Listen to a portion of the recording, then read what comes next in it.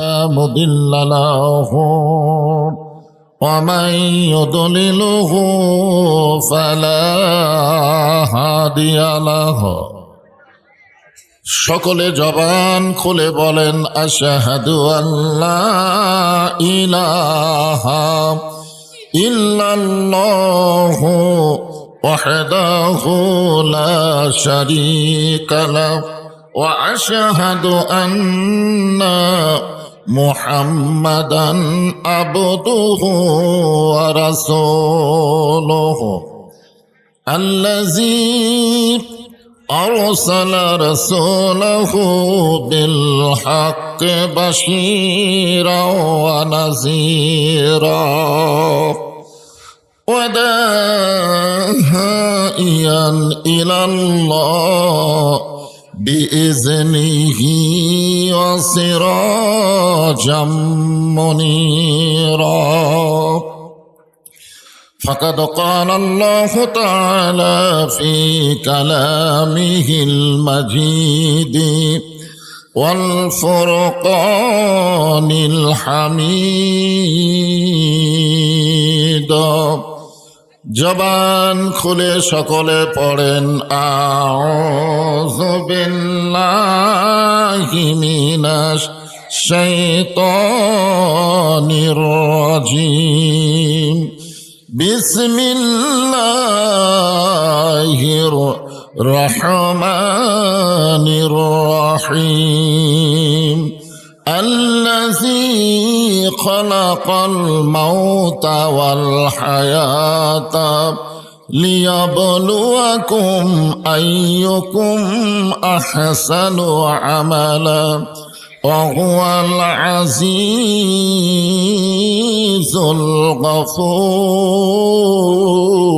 الغفور إن الله وملائكته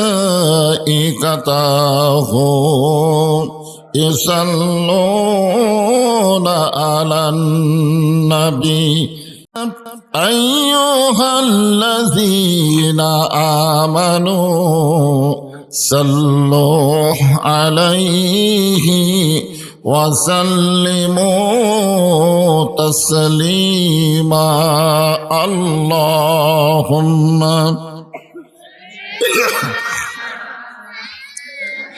এই জায়গায় একটু ফাঁকা আছে দেখেন, এই ওখানে একটু ফাঁকা ফাঁকা আছে, একটু জমে বসেন। وعلى آل سيدنا شفيعنا উহুদের ময়দানে রাসূল ভেঙেছে দান তথা ফিরেছেছ এই জমিনে ইসলাম। ভুলে গেছি মোরা সে রাসূলের বিধান, ভুলে গেছি মোরা আল্লাহরই কোরআন, নামেতে শুধুই মুসলমান। সাল্লাল্লাহু আলা মুহাম্মাদ সাল্লাল্লাহু আলাইহি ওয়াসাল্লাম সাল্লাল্লাহু আলা মুহাম্মাদ সাল্লাল্লাহু মশরিকে হুব্বে মুহাম্মদ সকলে বলি সাল্লাল্লাহু আলাইহি ওয়াসাল্লাম।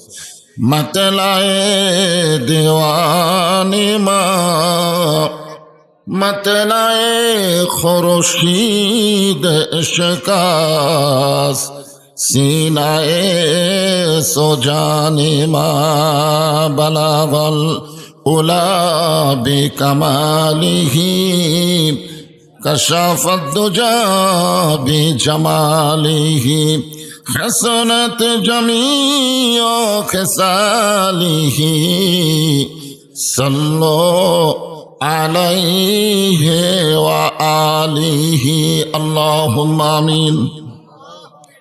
জান্নাতের বাগান থেকে জান্নাতি মানুষদেরকে নিয়ে আমি গুনাহগার তোমার রহমতের দরজায় দুখানা হাত তুলেছি আল্লাহ। হাসরের ময়দানে জব্বার আর কাহার নামে রূপ নিয়া তুমি যখন বিচার শুরু করবে, তোমার সামনে দাঁড়ায়া সমস্ত নবীরা নাফসি নাফসি বলে কাঁদতে থাকবে। এমন কঠিন অবস্থা হাসরে হবে, সেদিন সমস্ত নবী তার উম্মতকে ভুলে যাবে, শুধু বলবে আল্লাহ আমার কি হবে, আমার কি হবে। একমাত্র দরদি নবী শাফাতের কান্ডারি ইয়া রব্বি হাবলি উম্মতি বলে সেজদায় পড়ে যাবে। সেই কঠিন মুসিবতের সময় আজকের এই মাহফিলকে ওসিলা করে আমাদের সবাইকে রাসূলের উম্মতের কাতারে আল্লাহ কবুল করে নিও। সুবহান রাব্বিকা রব্বিল ইজ্জাতি আম্মা ইয়াসিফুন ওয়া সালামুন আলাল মুরসালিন আলহামদুলিল্লাহি রাব্বিল আলামিন। লা ইলাহা ইল্লাল্লাহ, লা ইলাহা ইল্লাল্লাহ। আল্লাহর জিকির করতে শরম আছে? আল্লাহ রাসূল বলেছেন, কোন ব্যক্তি সারা জীবন যদি পাপ করে আর মৃত্যুর সময় যে জিকির করতেছেন এই জিকিরটা যদি জবানে জারি থাকে, শুধুমাত্র জবানে জিকির জারি থাকার কারণে আল্লাহ তার জীবনের সমস্ত গুনাহ মাফ করে দেয়।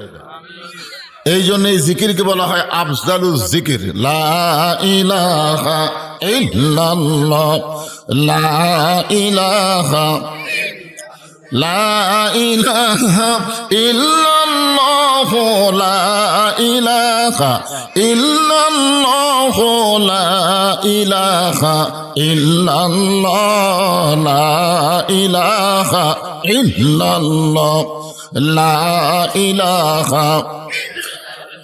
চাঁদ সূরজ আর গ্রহ তারা আল্লাহ নামের পাগল পারা, চাঁদ সূরজ আর গ্রহ তারা আল্লাহ নামের পাগল পারা।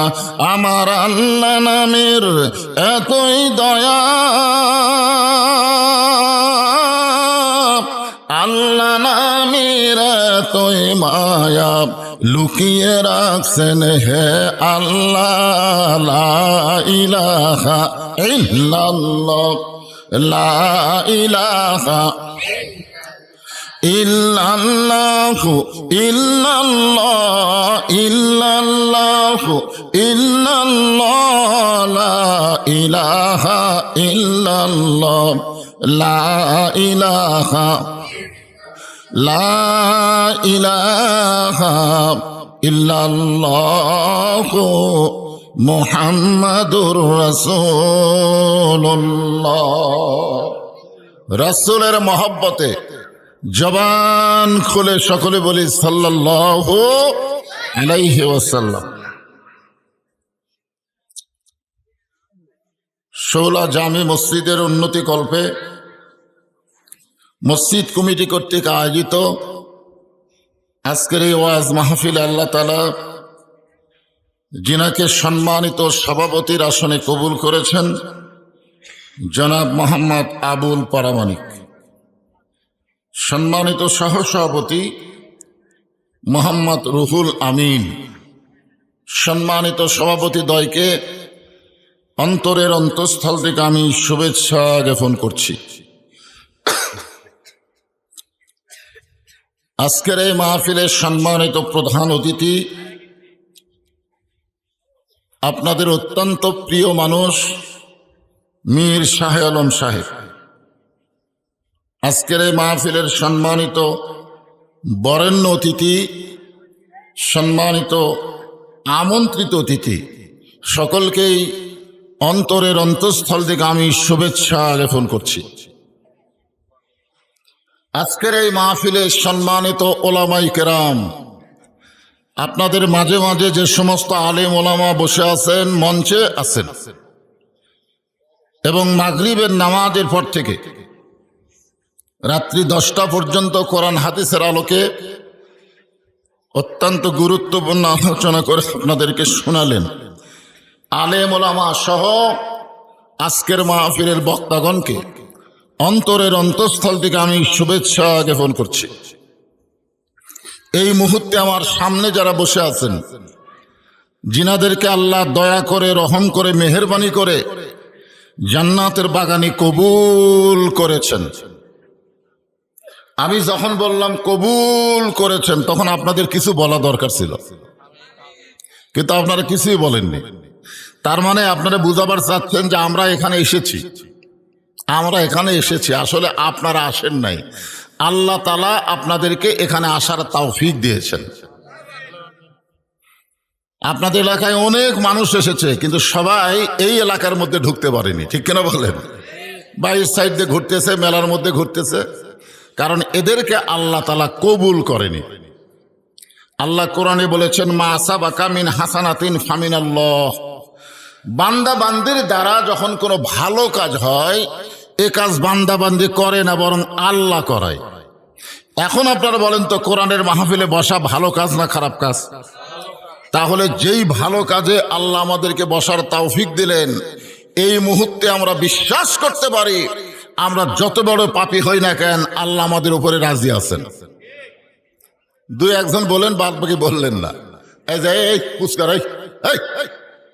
যা তোরা যা, এ কোন দিক হয়ে বসছে কোন দিক হয়ে? দেখেন তো এবার বসলো কোন দিক দিয়ে? বক্তার চেহারার দিকে তাকায় থাকবা।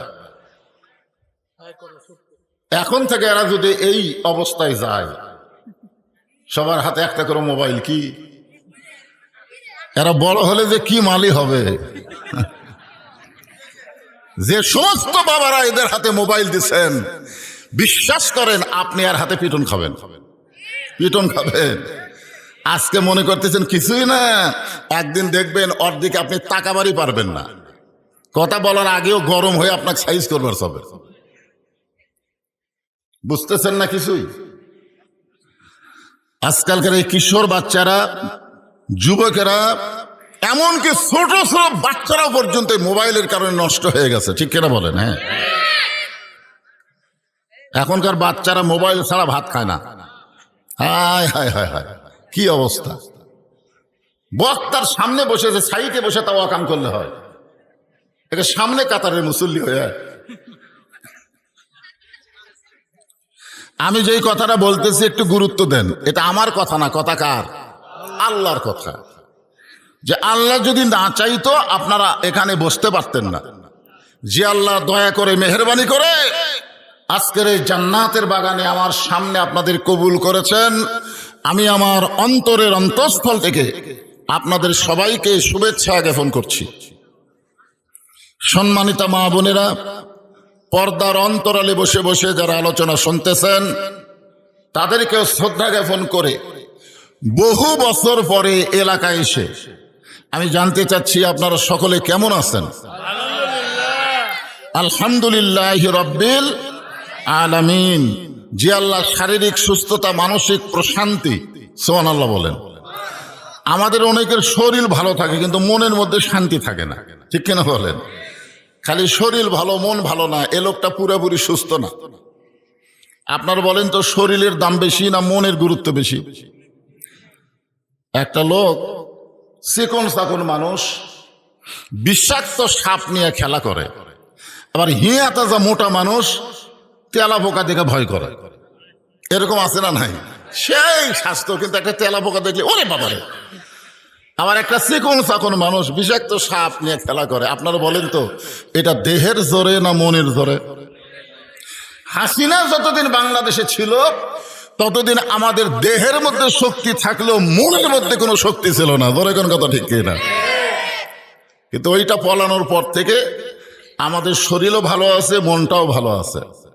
যে আল্লাহ শারীরিক সুস্থতা এবং মানসিক প্রশান্তি সহকারে আজকের এই জান্নাতের বাগানে কবুল করলেন, আমরা সে আল্লাহর উপরে খুশি না বেজার? তাহলে জবান করে সমস্বরে সকলে বলবো, রব্বানা লাকাল হামদ। হামদান কাসীরান তাইয়িবান মুবারাকান ফীহি। আমরা প্রশংসা করলাম কার? কেন করলাম? এমনি এমনি এমনি? এক ভাই বলতেছে বসার তাওফিক দিছে এই কারণে। আসলে আল্লাহর প্রশংসা করে শেষ করা যাবে? কোনো কেন কিন্তু নাই, অসংখ্য কারণ। সারা জীবন আল্লাহর প্রশংসা করলেও প্রশংসার কিছুই হবে না। কিন্তু আমরা অন্তত এই কারণে আল্লাহর বেশি বেশি প্রশংসা করব যে ভাগ্যগুণে আমরা ভগবানের ঘরে, ইহুদির ঘরে, খ্রিস্টানদের ঘরে জন্ম না নিয়া সরাসরি আল্লাহ আমাদেরকে মুসলমানের ঘরে কবুল করেছেন। পৃথিবীতে যত ধর্মই থাক একটাও ধর্ম না। এ কথা কার? আমি যদি বলি তাহলে সরকার সাম্প্রদায়িক উস্কানি দেওয়ার জন্য আমাকে গ্রেফতার করবে, কিন্তু আমি বলিনি, বলেছে আমার আল্লাহ। আল্লাহ বলতেছেন অমাইয়াবতাগি গয়রাল ইসলামা দীনান ফালা ইউকবালা মিনহু। ইসলাম ছাড়া অন্য কোন ধর্মকে যদি গ্রহণ করে আল্লাহ বলেছেন কখনোই তা কবুল করা হবে না। আল্লাহর কাছে কবুলযোগ্য একমাত্র ধর্মের নাম কি? যারা বলতেছেন না মরার 3 দিন আগে আপনার বোবা হবেন, মরার কয়েকদিন আগে। অনেক মানুষ দেখবেন মরেনি, আর হাত আছে, চোখ আছে, কান আছে, সবই আছে, কিন্তু কথা বলবার পারে না। এরকম লোক আছে না নাই? আজকে আপনারা কি শুনলেন যে মরার সময় যদি কলেমা তাইয়্যিবা জিকির করতে করতে মারা যায়, শুধু কলেমা তাইয়্যিবা তার জবানে জারি থাকার কারণে আল্লাহ তার জীবনের সব গুনাহ মাফ করে দেয়। তাহলে মরার সময় কি আমরা জবান বন্ধ রাখতে চাই না খোলা রাখতে চাই? তো খোলা রাখতে গেলে এটা আল্লাহর কোরআনের কথা স্বীকার করা লাগবে, তো মুখ বন্ধ থাকলে হবে না। ইন্না দীনা ইনদাল্লাহিল ইসলাম। আল্লাহর কাছে মনোনীত জীবন বিধান ধর্মের নাম কি? সবাই জবান খুলে বলেন নাম কি? শুধুমাত্র মুসলমানের ঘরে কবুল হওয়ার কারণে ভাগ্যগুণে আমরা আল্লাহ পাইছি। খালি হিন্দুর ঘরে জন্ম নিলি কি পাইছেন? হিন্দুরা অবশ্য ঠেলাত পড়ে আল্লাহ কয়, এটা আমার জীবনে একবার প্রমাণ। আমি আমার গাড়ি কাজীপুর পৌরসভার মধ্যে রেখে যমুনার ওই পারে আমার মাহফিল, মাজনা বাড়ি। আমাকে বললো হুজুর নদী পার হওয়া লাগবে নৌকায় চড়ে। আমি বললাম বাজান বড় ঠর নৌকা নিয়ে আসবি, কারণ আমরা ধানের শীষের লোক, আমরা নৌকা বুঝি না, জোরে কান ঠিক কিনা। তোরা বিশাল একটা নৌকা নিয়ে আসলো। আমি নৌকায় ওঠার সময় দেখলাম 100 যাত্রী নৌকার ভিতরে। আল্লাহর কি কাম! নৌকা যখন নদীর মাঝখানে, হঠাৎ আসমানে কালো মেঘ, বাতাস শুরু হয়ে গেছে, মেঘও শুরু হয়েছে, বাতাস শুরু হয়েছে। ওই নৌকার মধ্যে 2টা হিন্দু ছিল। জোরে কান কি ছিল? ওই 2 হিন্দু আমার কাছে এসে বসে বলতেছে হুজুর আজান দেন। আমি বললাম তোমরা না হিন্দু, তোমাকে চেহারা দেখে বোঝা যাচ্ছে, তোমাকে ভগবানের খবর কি? ওরা বলতেছে আফসোস, আমাদের ভগবান থাকে কিন্তু সব জায়গায় থাকে না, আর মুসলমানের আল্লাহর পাওয়ার সব জায়গায়। জোরে কান ঠিক কি না? আমি বললাম যে আজান দিলে আসমানের কালো মেঘ যাবে, ঝড় কমে যাবে, তোমরা কেমনে বুঝলা? বলে হুজুর আমাদের বাড়ি হলো মুসলমান এলাকায়, এইরকম বিপদ যখন আসে তখন মুয়াজ্জিন আজান দেয়, আজান একবার দিলে কমে যায়, 2বার দিলে বন্ধ হয়ে যায়। চিন্তা করছেন? খেলাত পড়ে হিন্দুরা আল্লাহ কয়। জোরে কোন কি কয়? আসলে আল্লাহ ছাড়া তো কেউ নাই। আপনি বলেন তো লা ইলাহা ইল্লাল্লাহর মধ্যে আপনি কি বলতেছেন? আল্লাহ ছাড়া কেউ আছে? জোরে কোন আছে? নাই। ওদের ভগবানের ভ বাদ দিলে গবানের কোনো অর্থ খুঁজে পাবেন না। গবানের গ বাদ দিলে বান মানে বন্যা, দুনিয়ার কোনো মানুষ পছন্দ করে না। বা বাদ দিলে নো মানে ভগবান নাই। আর ভগবানের খাওয়া আছে? আর আমরা যাকে আল্লাহ বিশ্বাস করি, আপনি কোরআন শরীফ পড়ে দেখেন, আল্লাহু লা ইলাহা ইল্লা হুয়াল হাইয়ুল কাইয়ুম। যদি মন চায় আপনি আলিফ বাদ দেন, লিল্লাহি মা ফিস সামাওয়াতি ওয়াল আরদ। আবার যদি মন চায় আর একটা লাম বাদ দেন, লাহুল মুলকু ওয়া লাহুল হামদ। আবার যদি মন চায় আর একটা লাম বাদ দিয়ে দেখেন আল্লাহ বাদ পড়ে নাই, ওয়াল্লাহুল্লাযী লা ইলাহা ইল্লাহু। ভাগ্যগুণে আমরা যে আল্লাহ পাইছি, সে আল্লাহর সবকিছু বাদ দিলেও আল্লাহ বাদ পড়ে না। মুসলমানের আল্লাহ সদা বিরাজমান। জোরে বলেন ঠিক। এমন একজন আল্লাহ পাওয়াতে আপনারা মনে হয় খুশি না বেজার? তাহলে জবান খুলে বলি আলহামদুলিল্লাহ। আমাদের ভাগ্য এত ভালো যে আমরা ভাগ্য গুণে একজন নবী পাইছি। ধরে কোন কি পাইছি? আমাদের নবী কিন্তু শুধু নবী না, এদের দরুদ শরীফের মধ্যে আপনারা কি বললেন? আল্লাহুম্মা সাল্লি আলা সাইয়্যিদিনা মাওলানা মুহাম্মদ। আপনারা কি বললেন? এই যে দরুদের মধ্যে যে আরবিতে আপনারা বললেন আল্লাহুম্মা সাল্লি আলা সাইয়্যিদিনা, সাইয়্যিদিনা মানে কি? আমাদের বাংলাদেশে কিছু মুসলমান আছে, তারা শুধু নবীকে নবী বিশ্বাস করে কিন্তু নেতা হিসাবে মানবার চায় না। সাধারণ একজন মানুষকে নেতা বানায়া তার পিছনে ঘুরঘুর করে, জোরে কোন কথা ঠিক কিনা? এবং মাঝে মধ্যে স্লোগান দেয় আমার নেতার চরিত্র ফুলের মতন পবিত্র, খুঁজলে দেখে নামাজ পড়েনি এক ওয়াক্ত। এরা কোনোদিন নেতা হওয়ার যোগ্য না, এদেরকে নেতা বললে পাপ হবে। নেতা যারে তারে বলা যাবে না তো। আমাদের নবী শুধু নবী ছিলেন না, আমাদের নবী হলেন আমাদের নেতা। এই জন্য আমরা অনেক সময় স্লোগান দেই আমার নেতা তোমার নেতা বিশ্ব নবী মোস্তফা। ভাগ্যগুণে এমন একজন নবী নেতা পাইছি যেই নেতা আল্লাহর আরশে গেছে। সুবহানাল্লাহ। এক সময় আল্লাহ বললেন হাবিব আমি খুশি হয়ে আপনাকে জান্নাত দেখার তৌফিক দিয়ে দিলাম। তখন আমাদের নেতা নবী জান্নাতের মধ্যে ঢুকলেন। জান্নাতের মধ্যে ঢোকার পরে জিবরাইল বলতেছে হুজুর আপনি যদি জান্নাত থেকে বের না হন আল্লাহ আপনাকে জান্নাত থেকে বাইর করে দিবে না। কারণ আল্লাহ জান্নাতের একটা শর্ত দিছে, সেই শর্তটা হলো সালামুন আলাইকুম তিবতুম ফাদখুলুহা খালিদিন। কেউ যদি একবার জান্নাতে প্রবেশ করে আল্লাহ তাকে চিরস্থায়ীভাবে জান্নাত দিয়ে দেয়। আপনি যদি জান্নাত থেকে বের না হন আল্লাহ আপনাকে জান্নাত থেকে বের করে দিবে না। হুজুর খামাখা জিবরাইল বলতেছে নবীকে যে খামাখা দুনিয়াতে যায় কি করবেন?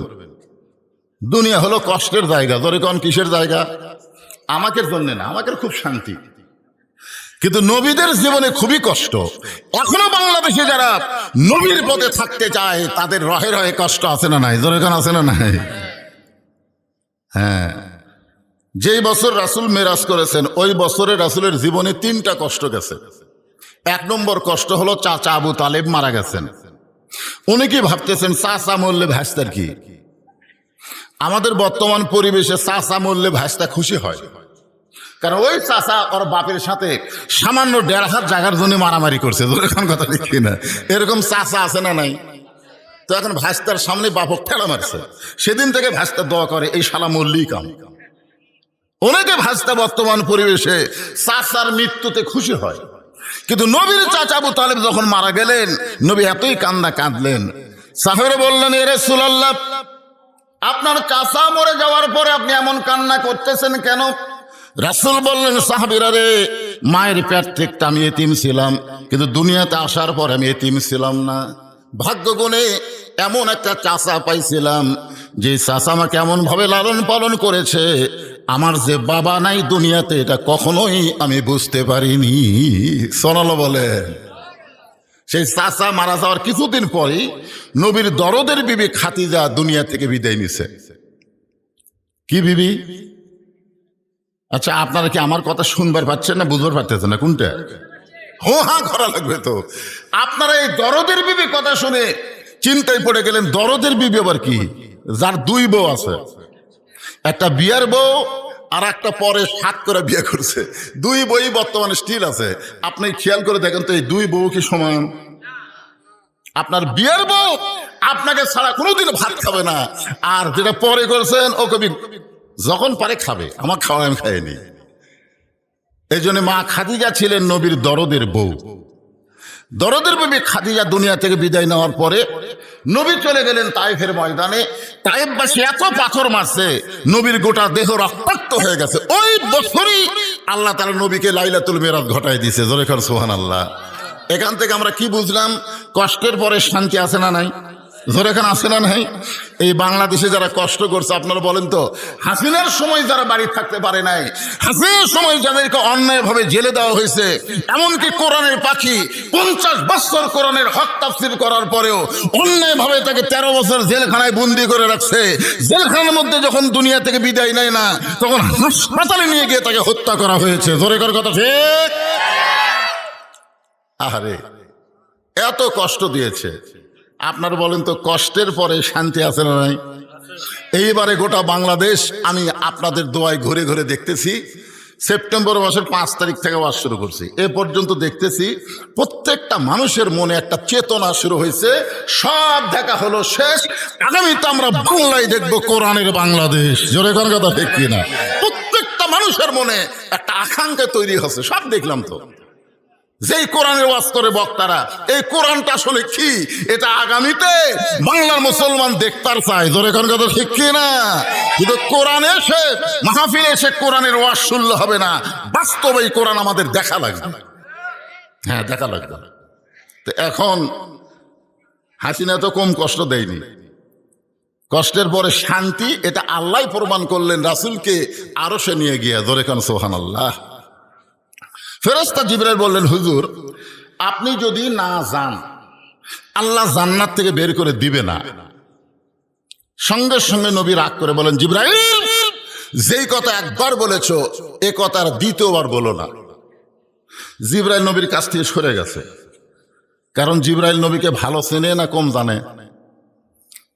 আল্লাহ তাআলাই জিবরাইলের মাধ্যমে নবীর উপরে নাজিল করেছেন, ওমা আরসালনাকা ইল্লা রাহমাতাল লিল আলামিন।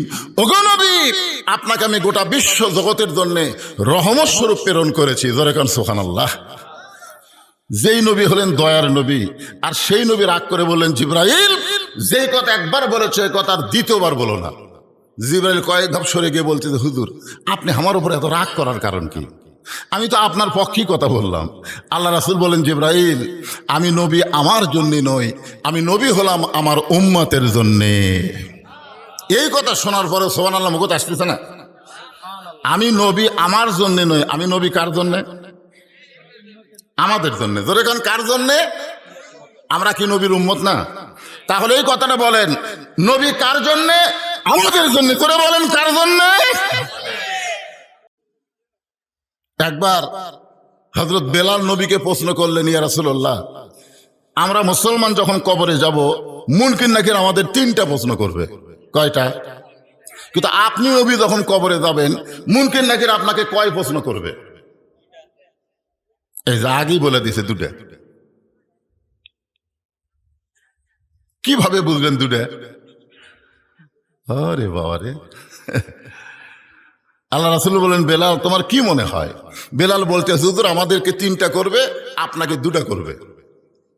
নবী বললেন, কোনটা বাদ দিবে? বলে, ওমান নাবিউকা, এই প্রশ্ন আপনাকে করবে না, কারণ আপনি নিজেই তো নবী। তখন আল্লাহ নবী ছোট বাচ্চার মতন কানলেন। সাহাবারা বললেন, হুজুর আপনি কান্দেন কেন? বলে, আমার কান্দার কারণ হলো তোমাদের ভাগ্য কত ভালো, তোমাদের নবী আছে, আর আমার ভাগ্য কত খারাপ, আমার নবী নাই। আপনার বলেন তো নবী দিয়া কি হয়? নিদানে আখেরাতে তরাইতে পুলসিরাতে কান্ডারি হইয়া নবী পার করিবেন সেই তরণী। সবাই মহব্বতে বলেন, নবী মোর পরশমণি, নবী মোর সোনার খনি, নবী নাম ভাবে যে জন সেই তো দোজাখ হানের ধ্বনি। সুবহানাল্লাহ। আল্লাহর নবী একটা কথা বেলালকে বললেন, বেলাল মুসলমান মারা গিয়া যখন কবরে যাবে তখন মুনকির নাকির কয়টা প্রশ্ন করবে? কথা কন না কেন? কয়টা? কিন্তু আমি নবীর যদি মৃত্যু না হয় তাহলে আমাকে কয়টা করবে? কথা কয় না। যদি আমার মৃত্যু না হয়, আপনার নবীর উম্মত হিসাবে কি বুঝতেছেন? নবী কি মারা গেছে? কি হয়েছে? ছোটবেলায় আমরা গজল শুনতাম, এখন এগুলো গজল আর হয় না।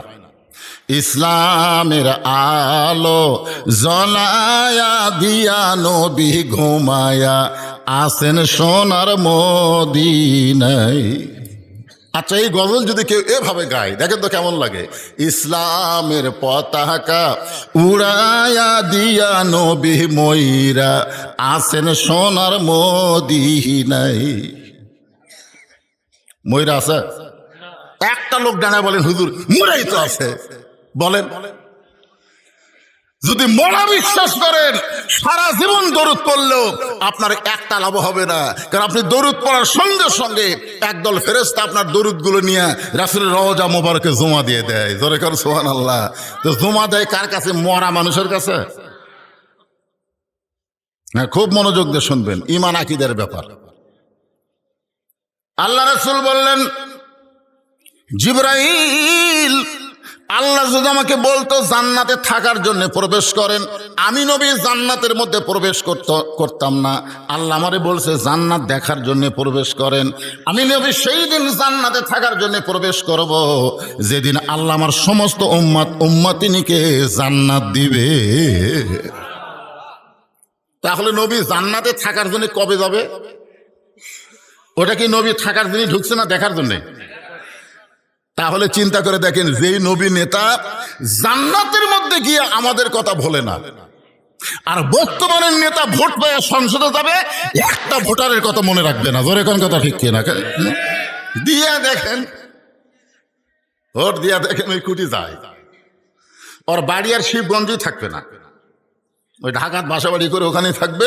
মাঝে মধ্যে বেড়াবার আসবে, মাঝে মধ্যে বেড়াবার আসবে। আপনি চিন্তা করতেছেন আমি এত ভোট দিয়ে ওরে উঠাইলাম, আমি একটু কাছে যাই। আপনি কাছে যাই দেখবেন সামসার অত্যাচারে নেতার কাছে ঢোকা যাচ্ছে না। তখন কথা ঠিক না? সামসার কোন আমার তুই কে রে? তখন বলতেছে ভাইরে সালাম দিছে, ওই নেতা আমারে কত সালাম দিছে। সামসা বলতেছে কখন দিছে? ভোটের আগে না ভোটের পরে? তোকে না ভোটের আগে। আরে পাগলা, ভোটের আগে নেতারা ফকিরকেও সালাম দেয়। জোরে কোন কথা ঠিক কিনা? গাড়ির থেমে গাড়ির থেকে নামে ফকির সালাম দিছে, আসসালামু আলাইকুম চাচা কেমন আছেন? ফকির খেলে চারিদিকে তাকায়, চারিদিকে তাকায়। নেতা বলতেছে কি দেখতেছেন? বলে তুমি কারে সালাম দিলা? আমি তো আপনাকেই দিছি, কারণ ভিক্ষা করে খাই। ভোটের আগে আপনিও যা হামও তাই। যে শালা নেতারা ভোটের আগে মানুষের কাছে আসে, ভোটের পর আসে না, এরা হলো নেতা জাতের কলঙ্ক। ধরে কোন কথা ঠিক কথা বলে। আর আমরা যাকে নবী নেতা বিশ্বাস করি, তিনি জান্নাতের মধ্যে গিয়েও আমাদের কথা বলে না। এখন এই মুহূর্তে একটা স্লোগান দিবেন, জোরে সরে পারবেন না ভাইজান? এই ছেলেবেলে, তোমাকে কণ্ঠ তো সেই সুন্দর, আমি যেই বলবো আমার নেতা তোমার নেতা, সকলে বলবেন বিশ্ব নবী মুস্তাফা আমার নেতা তোমার নেতা। আল্লাহ যাই বলেনি, আল্লাহ তুমি সব দেখতেছে। আল্লাহ খালি আল্লাহ দেখতেছে না, দুই কান্তর দুটো ফেরেশতা আছে না নাই? আপনারা যারা স্লোগান দিলেন না, ফেরেশতা গুলো কি লিখবে? যে বক্তা এত কিছু বুঝানোর পরেও বিশ্ব নবীকে বিশ্ব নেতার স্লোগান দিল, আর এরা মুখ বন্ধ করে থাকলো। শোনেন, আদম থেকে ঈসা নবী পর্যন্ত কোন নবী পর্যন্ত জান্নাতে যাওয়ার পারবে না আমাদের নবী সুপারিশ না করলে। আপনি এত বড় কি মরদ হোসেন যে নবীর সামনে আপনার জবান খোলে না? আর একবার চান্স নেন, জনগণ বুঝুক বক্তা একলা নাই, তার সামনে কিছু নবীর মহব্বতের পাগল আছে। জোরে কোন ঠিক কিনা ভাইজান? আমার নেতা তোমার নেতা, এইবারে বোঝা গেল। এইটাই যদি আগে দিতেন আমাকে পেতল ভরা লাগে। ভাগ্য গুণে আমরা এমন একজন নবী পাইছি। আমি ছোটবেলা একটা গান শুনতাম, আছেন আমার মুক্তার, আছেন আমার ব্যারিস্টার, শেষ বিচারের হাইকোর্টেতে তিনি আমায় করবেন পার, আমি পাপী তিনি জাবিন্দার। আল্লাহ যখন হাকিম হয়ে আমাকে আসামি বানায় দিবে, ওই সময় আমার নবী আমার পক্ষে ওকালতি করবে, আমার নবী আমার পক্ষে ব্যারিস্টারি করে আমাকে সুপারিশ করে জান্নাতে পৌঁছায়া দিবে। এমন একজন নবীর উম্মত হওয়া ভাগ্য ভালো না খারাপ? এই জন্য সকলে আরেকবার বলি আলহামদুলিল্লাহ। এখন আসেন সূরা মুলুক থেকে 2 নম্বর আয়াত তেলাওয়াত করছি। এই কোরআনের মধ্যে সূরা মুলুক আছে না নাই? আমি কি বাইরে থেকে গোলাম না কোরআনের ভিতর থেকে? সূরাটার নাম কি? মুলক। জোরে বলেন নাম কি? আমি 11 সালে যখন প্রথম হজ করবার যাই, এটা ঘুম ধরলো কেন? ভাব কি মানুষ দেখতেছে না? না সেজন্য না, কথাটা গুরুত্বপূর্ণ। প্রথম যখন 11 সালে হজ করতে গেলাম, ওই সময় হাসিনা সরকার, ধরে কোন কি সরকার, তা আমার সঙ্গে ওই যে আদমদীঘি উপজেলার চেয়ারম্যান, নাম হলো রাজু সাহেব, আওয়ামী লীগ থেকে চেয়ারম্যান হজে, আমরা দুইজনে একসঙ্গে হজ করছি। তো কাবা ঘরের সামনে গিয়া ওই আওয়ামী লীগের নেতা আমার সাথেই বলতেছে, লব্বাইক আল্লাহুম্মা লব্বাইক লব্বাইক লা শারিকা লাকা লব্বাইক ইন্নাল হামদা ওয়ান নি'মাতা লাকা ওয়াল মুলক লা শারিকা লাক। যখনই বলছে লাকা ওয়াল মুলক লা শারিকা লাক, আমি খপ করে হাত ধরলাম, ধরে বললাম, চেয়ারম্যান সাহেব, এই যে আপনি বললেন লাকা ওয়াল মুলক লা শারিকা লাক, এর বাংলা কি? তখন বলতেছে, আপনারাও বলতেছেন, আমিও বলতেছি, আর তো বাংলা জানি না। মানে আর বাংলা হলো রাজনীতির ভিতরে, রাজত্বের ভিতরে একমাত্র আল্লাহ ছাড়া অন্য কাউকে স্বীকার করি না। তাহলে আপনি এখানে আল্লাহর ঘর সামনে নিয়ে বলতেছেন রাজনীতির ভিতরে, রাজত্বের ভিতরে একমাত্র আল্লাহ ছাড়া কাউকে স্বীকার করি না। এই তলবিয়া পড়ে বাংলাদেশে যায় কার রাজনীতি করবেন? তখন কয়, হুজুর, এটা যদি আগে বুঝতাম তাহলে তো আমি এগুলো বাদ দিয়ে করতাম। তার মানে শালা মানুষের তৈরি আইন মানবে, মানুষের দল করবে, আল্লাহর দল করবে না। ও 1 কোটি বার হজ করলো, আল্লাহ হজ কবুল করবে না। ধরে কোন কথা ঠিক কিনা? হ্যাঁ, কি বুঝতেছেন? আমি বাংলাদেশের প্রত্যেকটা হাজী সাহেবকে বলবো, হজের আগে যে দল করছেন করছেন, কিন্তু হজ করার পরে আপনি ওখানে স্বীকারোক্তি দিয়েছেন আল্লাহ ছাড়া কোনো মানুষের দল করা যাবে না। হজ করার পরেও যে হাজী মানুষের দল করে ও হাজী নাম পাবে, কিন্তু ওর হজ আল্লাহর দরবারে কবুল হয়নি। ঠিক কিনা বলে? সূরা মুলকের 2 নম্বর আয়াত, নাম হলো সূরা মুলক। বাচ্চারা ভালো করে মনোযোগ দিয়ে শোন। এখন থেকে তোরা যদি ভালো হয়ে যাস, আমাদের কোনো টেনশন নাই। আমরা বুড়ারা তো এমনি ভালো হব। সারা জীবন ঘুষের চাকরি করে, চাকরি যখন রিটায়ার হচ্ছে তখন বুড়া কান দিচ্ছে, আল্লাহ আমি আর জীবনে ঘুষ খাবো না, আল্লাহ আমি আর জীবনে ঘুষ খাবো না। 2 ফেরেশতা বলতেছে, আল্লাহ এই শালা কি করা যায়?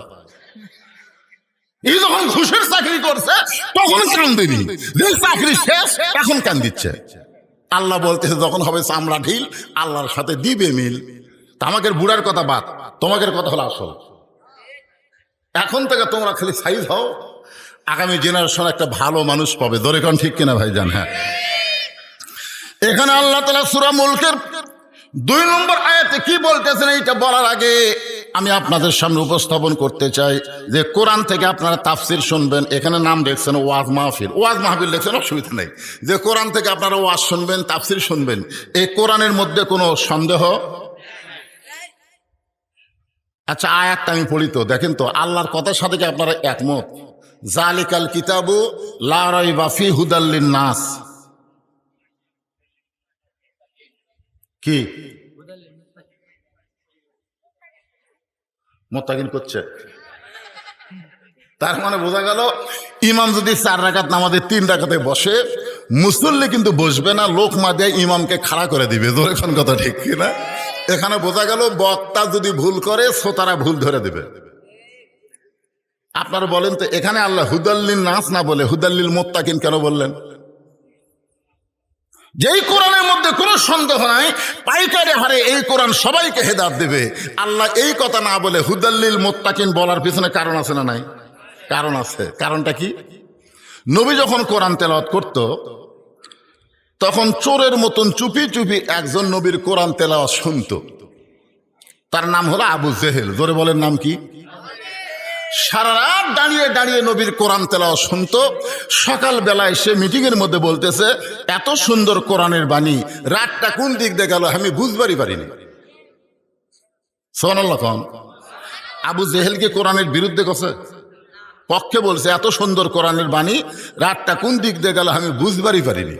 তা আবু সুফিয়ান বলতেছে, নেতা, যেই কোরআন শুনতে রাত কোন দিক দিয়ে যায় বোঝা যায় না, সেই কোরআন ধরলে অসুবিধা কি? শুনলেই যদি এত মজা লাগে তাহলে সেটা ধরলে অসুবিধা কি? আবু জেহেল বলতেছে, তুই আমার কাছে আয়। আবু সুফিয়ান যেই কাছে কাছে কানের কাছে ফিসফিস করে বলতেছে, এই কোরআনকে যদি ধরি তাহলে তোর আমার ভুয়া নেতৃত্ব চলবি না, তোর আর আমার যে নেতৃত্ব চলতেছে এটা আর চলবে না।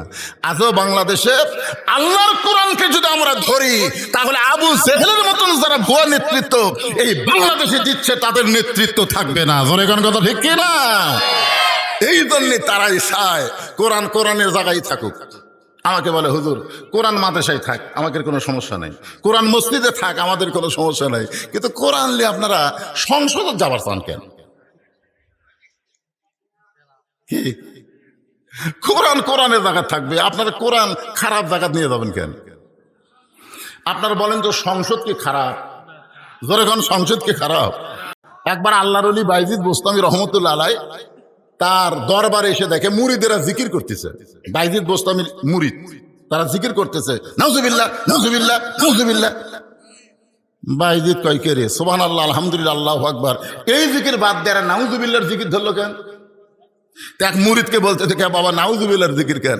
বলে হুজুর আমরা খালি করতেছেন, আপনি শুনলেও আপনিও করবেন। বলে কি হয়েছে? বলে বাগদাদ এলাকায় উত্তর সাইডে একটা ঘর ভাড়া নিয়ে একটা 17 বছরের সুন্দরী মেয়ে দেহ ব্যবসা শুরু করছে। আর ওই দেহ ব্যবসা করার কারণে শত শত যুবক ওই মেয়ের সঙ্গে সম্পর্ক করে তাদের চরিত্র ঈমান নষ্ট করতেছে। এই জন্য আমরা নাউজুবিল্লাহর জিকির করতেছি। বাইজিদ বোস্তামি আল্লাহর কোরআন এভাবে হাতে নিয়ে বললেন, তোমরা যদি কিয়ামত পর্যন্ত হায়াত পাও আর এরকম নাউজুবিল্লাহ জিকির করো, তোমাদের নাউজুবিল্লাহ দিয়ে একটা অন্যায়ও বন্ধ হবে না। এ বাবা, এই ক্যামেরার লোকেরা তোমরা কথা কইও না তো। এখন মুরিদরা বলতে তো হুজুর তাহলে অন্যায় বন্ধ হওয়ার উপায় কি? বাইজিদ বোস্তামি বললেন, ওই খারাপ মেয়ের কাছে যাওয়া লাগবে। সমস্ত মুরিদ কয় নাউজুবিল্লাহ, হুজুর একটা ভালো মানুষ কোনোদিন খারাপ মেয়ের কাছে যায়? বাইজিদ বোস্তামি বললেন, তোমরা যদি না যাও তাহলে আমাকেই যাওয়া লাগবে। সমস্ত মুরিদরা তখন বসে আছিল, এবার খাড়া হচ্ছে, খাড়া হয়ে বলতেছে, আপনি আল্লাহর ওলি হয়ে একটা পতিতা একটা বেশ্যা মেয়ের কাছে যাবেন? আপনি আল্লাহর ওলি হয়ে এরকম একটা খারাপ জায়গা যাবেন? বাইজিদ বোস্তামি বললেন, জায়গা খারাপ না, বাংলাদেশের কোনো জায়গায় খারাপ না। এখন আমি যদি ইউনিয়ন পরিষদে দাঁড়াবার চাই, অনেকে বলবে হুজুর এই খারাপ জায়গাতে আপনি যাওয়ার নিয়ত করছেন কেন? কে পাগলা, ইউনিয়ন পরিষদ খারাপ না, আমরা খারাপ মানুষকে পাঠাইয়া ভালো জায়গা পর্যন্ত খারাপ করে ফেলে দিছি। তোর এখন কথা ঠিক কিনা? আসলে ভালো মানুষ পাঠান, খারাপ জায়গাও ভালো হয়ে যাবে। কোরআন শুধু কোরআনের জায়গায় কোরআনের মাহফিলে রাখলে চলবে না, এই কোরআনকে সংসদ পর্যন্ত নিয়ে যাওয়া লাগবে। জোরে কোন কথা ঠিক কিনা? আল কোরআনের আলো সংসদে বলা লাগবে। সংসদে আপনি কি করছেন? ও ঘরে ঘরে কথা, যাক ঘরে ঘরে তো জ্বলতিছে, কিন্তু আমাদের কপাল খালি পুড়তিছে। ঢাকা ওয়াসা কোম্পানি একটা ট্যাঙ্কি বানাচ্ছে, ওই ট্যাঙ্কি হলো 2 কোটি লিটার পানি ধরে, 24টা ডিপ টিউবওয়েল দিয়ে অনবরত পানি উঠতেছে। ওই পানি ট্যাঙ্কির ভিতর থেকে পাইপের মাধ্যমে প্রত্যেকটা বাসায় পানি যাচ্ছে, বাসার লোকেরা পানি দিয়ে গোসল করতেছে, ওযু করতেছে, পানি পান করতেছে। পান করার সময় বলতেছে আসাকাহুম রব্বুহুম শারাবান তাহুরা। কিন্তু সমস্যা হলো ওই ট্যাঙ্কির ছাপনা খুলে গভীর রাত্রে আমাদের বাংলাদেশের ইসলাম বিদ্বেষী এবং ভারতের র বাহিনী একটা মরা মোষ ঢুকে দিছে। ওই মোষটা আস্তে আস্তে পচে পচে গলে গলে প্রত্যেকটা পাইপের ভিতর দিয়ে প্রত্যেকটা বাসায় পানি চলে যাচ্ছে। এখন বাসার লোকেরা খালি কোরআন পড়তেছে আর পানি পান করতেছে। আপনারা বলেন তো পানি কি পাক? পানি কি? যতই কোরআন পড়ো পানি পাক পাবা না। পানি যদি পবিত্র পাওয়ার চাও আগে ট্যাঙ্কি পরিষ্কার করা লাগবে। ধরে কোন কথা ঠিক কিনা? বাংলাদেশের ট্যাঙ্কির নাম হলো সংসদ। ধরে কোন ট্যাঙ্কির নাম কি? ওই জায়গা শয়তানের বসে থেকে আপনি মসজিদের মধ্যে হুজুর হুজুর করবেন, জিকির করবেন, বুরবুর করবেন, কাম হবে না। আগামী ইলেকশনে একটা শয়তানও যেন সংসদে যাবার না পারে, যারা যাবে তারা যেন আল্লাহর ভালো বান্দারা যায়। ধরে কোন কথা ঠিক কিনা? এই জন্য ওই জায়গাটা সাফ করার জন্য যে জিনিস লাগবে তার নাম কি? আনুনাজ্জিলু মিনাল কুরআনি মা হুয়া শিফাউ ওয়া রাহমাতুল লিল মুমিনিন। আল কোরআনের আলো, কোরআন হাদিস যেখানে দুনিয়ার মুসলমান লিল্লাহি তাকবীর। পরদিন সকালবেলায় ফজরের নামাজ পড়ে বাইজিদ বোস্তামি 2টা জিনিস নিয়ে ওই খারাপ মেয়ের দিকে রওনা দিলেন। কয়টা? খুব খেয়াল করেন, একটা হলো জায়নামাজ আর একটা হলো আল্লাহর কোরআন। কোরআনটা এভাবে ডান দিকে নিয়ে জায়নামাজটা ডান কান্দে নিয়ে বাইজিদ বোস্তামি রওনা দিলেন। ইতিমধ্যে এক মুরিদ এসে বলতে, হুজুর দুই জোড়হাত করে বলতেছি, আপনি খারাপ মেয়ের কাছে যান না হুজুর, জনগণ আপনার বিরুদ্ধে কথা বলবে।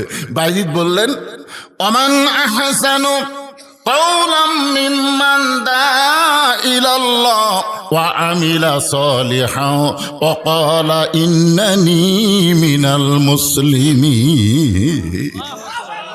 ওই ব্যক্তির চাইতে উত্তম কোনো ব্যক্তি নাই যে ব্যক্তি আল্লাহ রাস্তায় মানুষকে দাওয়াত দেয়। জোরে কোন সুবহানাল্লাহ। কোরআন শরীফ বুকে ধারণ করে জায়নামাজ কাঁধে নিয়ে বাইজিদ যখন খারাপ মেয়ের দরজায়, ইতিমধ্যে যুবকেরা সব বলতেছে নাউজুবিল্লাহ নাউজুবিল্লাহ। কে রে এই আল্লাহর ওলি খারাপ জাকাত কেন? যে সমস্ত খারাপ যুবক আসলো একটাও আর নাই। তাই না, বাইজিদ যখন এখানে এসেছে তাহলে আল্লাহর গজব হবে। যেরকম কি হবে, আমরা গজবের মতো থাকবো না, চলো যাই। সবাই যখন চলে গেছে তখন একটা যুবক চিন্তা করে যে এই টুপিওয়ালা দাড়িওয়ালা জুব্বাওয়ালা মানুষ এই জাগাত আসলো কেন, এই জাগাত কেন আসলো, এটা আমাকে যাচাই করা লাগবে। তো এই ঘরের কোনায়, মানে এক সাইডে দেওয়ালের কোনায় ওই যুবকটা লুকে আছে, মানে জানার জন্য, তদন্ত করার জন্য। বাইজিদ বোস্তামি দরজায় গিয়ে সালাম দিলেন, আসসালামু আলাইকুম ইয়া আহলাল বাইত। সুবহানাল্লাহ বলেন। এই বাড়ির মধ্যে, ঘরের মধ্যে যারা আছো সবার উপর আল্লাহ রহমত বর্ষিত হোক। সঙ্গে সঙ্গে খারাপ মেয়েটা দরজা খুলে বলতেছে, আপনি আল্লাহর ওলি হয়ে, হুজুর হয়ে, দাড়িওয়ালা হয়ে এই খারাপ জায়গাতে আসলেন কেন? আপনি কি ভালো জায়গা চেনেন না? আপনি মসজিদে যান, মাদ্রাসায় যান, এই জায়গায় কেন আসলেন? এখান থেকে প্রমাণ হয়ে গেল খারাপ মেয়েরাও কিন্তু টুপিওয়ালা দাড়িওয়ালা জুব্বাওয়ালাকে ভালো জানে। যেরকম ঠিক কিনা? তাছাড়া এই পতিতে কেন বলতেছে মাথার টুপি দিয়ে এক হাঁটু দাড়ি নিয়ে এই জায়গায় আসলেন কেন? বিশ্বাস করেন, আমি যখন কোনো রাস্তা দিয়ে যাই কোনো বেপর্দা মেয়ে দেখবার পাই না। আমি একদিন বললাম, আমার গ্রামে কি কোনো বেপর্দা নারী নেই? বলে হুজুর আগের চাইতে বেশি আছে। তো আমি দেখি না কেন? বলে আপনার দেখাই ওরা বাড়ির মধ্যে যায়, আপনার দেখাই বাড়ির মধ্যে যায়, মানে আপনি আসতেছেন এটা দেখাই এরা সব বাড়ির মধ্যে যায়। আমি একদিন দেখলাম হঠাৎ রাস্তার মধ্যে দুই মেয়ে, আমার দেখার সাথে সাথে ওরা এত লম্বা করে ঘোমটা দিল। আমি বললাম, মা কি খবর? বলে হুজুর আমরা যাচ্ছি, আপনাকে দেখার পরে বোরকা দিছি, পর্দা করছি। আমি বললাম, মা তোমরা কি মনে করছো আমি তোমাকে তাকাবো? তোমাকে ধারণা কি, তোমরা যে ঘোমটা টানলে, এমন ভাবে ঘোমটা দিলে মনে হয় আমার চরিত্র খারাপ, আমি তোমাকে দিয়ে ফেল ফেল করে তাকা থাকবো। ও মা তোমরা জানো না আল্লাহ আমার জন্য নাজিল করেছে কুল্লিল মুমিনিনা ইয়াগুদ্দু মিন আবসারিহিম। মুমিন পুরুষ যখন রাস্তা দিয়ে যাবে তখন তাদের নজর থাকবে নিচের দিকে। আমি তো নিচের দিকে তাকিয়ে আছি, তোমরা ঘোমটা দিলে কেন? প্যান্ট শার্ট পরে যখন যায় তখন তোমরা তো ঘোমটা দাও না, তোমরা বুঝাও প্যান্ট শার্ট পরে যারা রাস্তা দিয়ে যায় এদের চরিত্র ভালো, আর হুজুরকে যে ঘোমটা দেয় তোমরা বুঝাও হুজুরদের চরিত্র খারাপ। কি মনে করতেছেন? এক বিয়ার যাচ্ছিলাম, ছেলের বাপ আগে মেয়ের বাপকে হুঁশিয়ার করে দিয়েছে, আমার সঙ্গে তো হুজুর আছে, পর্দার ব্যবস্থা করো। আমি যাই দিকে গোটা বিয়ার অনুষ্ঠানে পর্দা। আমি বললাম মাশাআল্লাহ ভালো জায়গার ছেলেকে বিয়ে করাইছো, পর্দা আছে। সাইড থেকে বলতে হুজুর আপনার জন্য। আপনি শুনবার পাননি, এই ছেলের বাবা আগে একটু সতর্ক করছে। তখন আমি বুক থামাতে বললাম, আমি হলাম মরদ, মরদ মানুষের জন্য নারীদের পর্দা থাকবেই। আর যে শালাকের জন্য পর্দা করে না এরা হলো হিজড়ের জাত। জোরে কোন কিসের জাত? কথা বলেন না গা। একটু মনোযোগ দিয়ে শুনবেন আমার মা বোনেরা, পর্দার অন্তরে যারা বসে আছেন, পর্দা নিশি নারী যারা আল্লাহর মহব্বত পায় তারা শুধুমাত্র পর্দার কারণে আল্লাহ তাআলা নবীকে জানাইছেন, ওগো নবী আপনার মেয়ে ফাতেমার পর্দা দেখে আমি আল্লাহ খুশি হইয়া তাকে খাতুনে জান্নাত, জান্নাতি নারীদের ঘোষণা করেছি। জান্নাতি নারীদের নেত্রী ঘোষণা করেছে। এটা আবার কি হলো?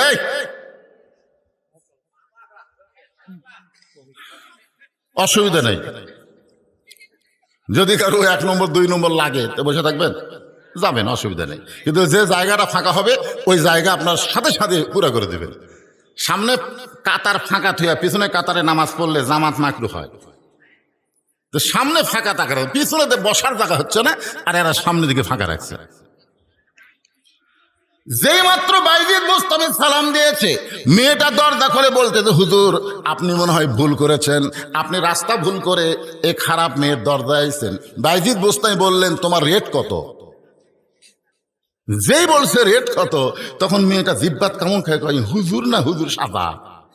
কারণ বাংলাদেশে যারা নাটক সিনেমা দেখছে তারা দেখবেন এটিএম শামসুজ্জামান, হুমায়ুন ফরিদি, এরা যখন রাজাকারের পাট লিছে তখন দেখবেন এদের মাথার টুপি, কপালত নামাজের করা, গাওত হলো জুব্বা। আপনার দেখেন না সিনেমা নাটকের মধ্যে হুজুর করে দিয়ে খারাপ কাম করায়।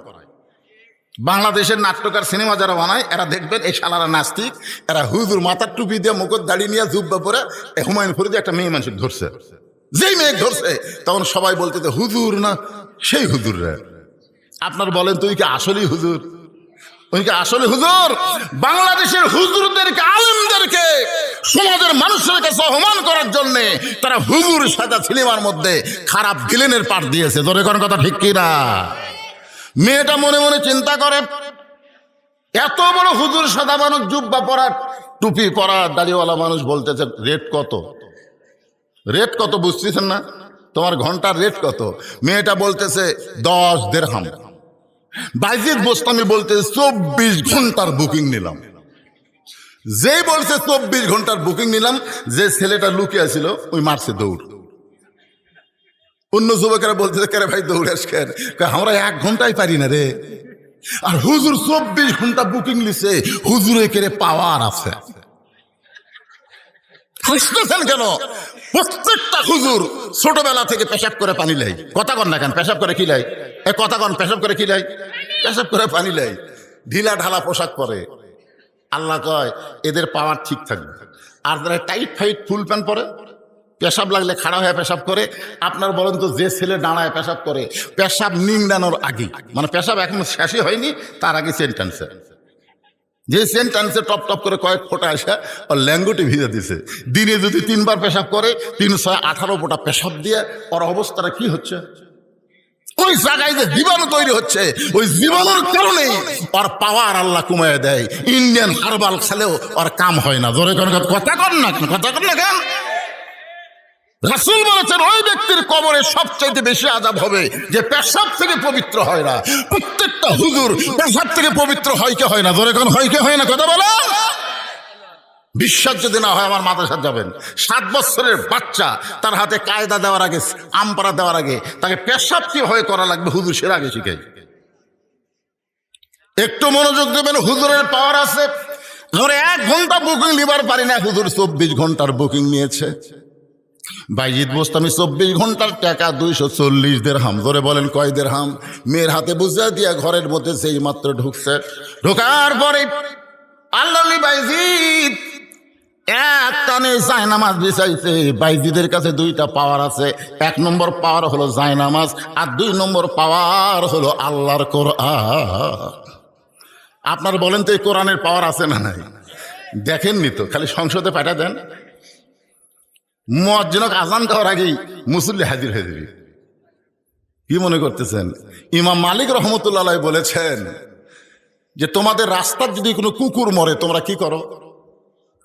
তো ছাত্ররা বলতে যে রাস্তার কুত্তে মরে, কুত্তে পৌঁছে দুর্গন্ধ হবে, এই জন্যে মানুষ যেন কষ্ট না পায় কুত্তাকে আমরা টাইনে টেনে একটা ওয়াজ জায়গা পুঁতে থুই।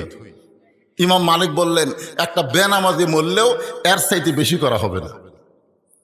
কুত্তা যেমন গোসল করাও না, কুত্তা যেমন কাপড়ের কাপড় পরাও না, কুত্তা যেমন খাটনির নাও না, বেনামাজিকেও কাপড়ের কাপড় পরা যাবে না।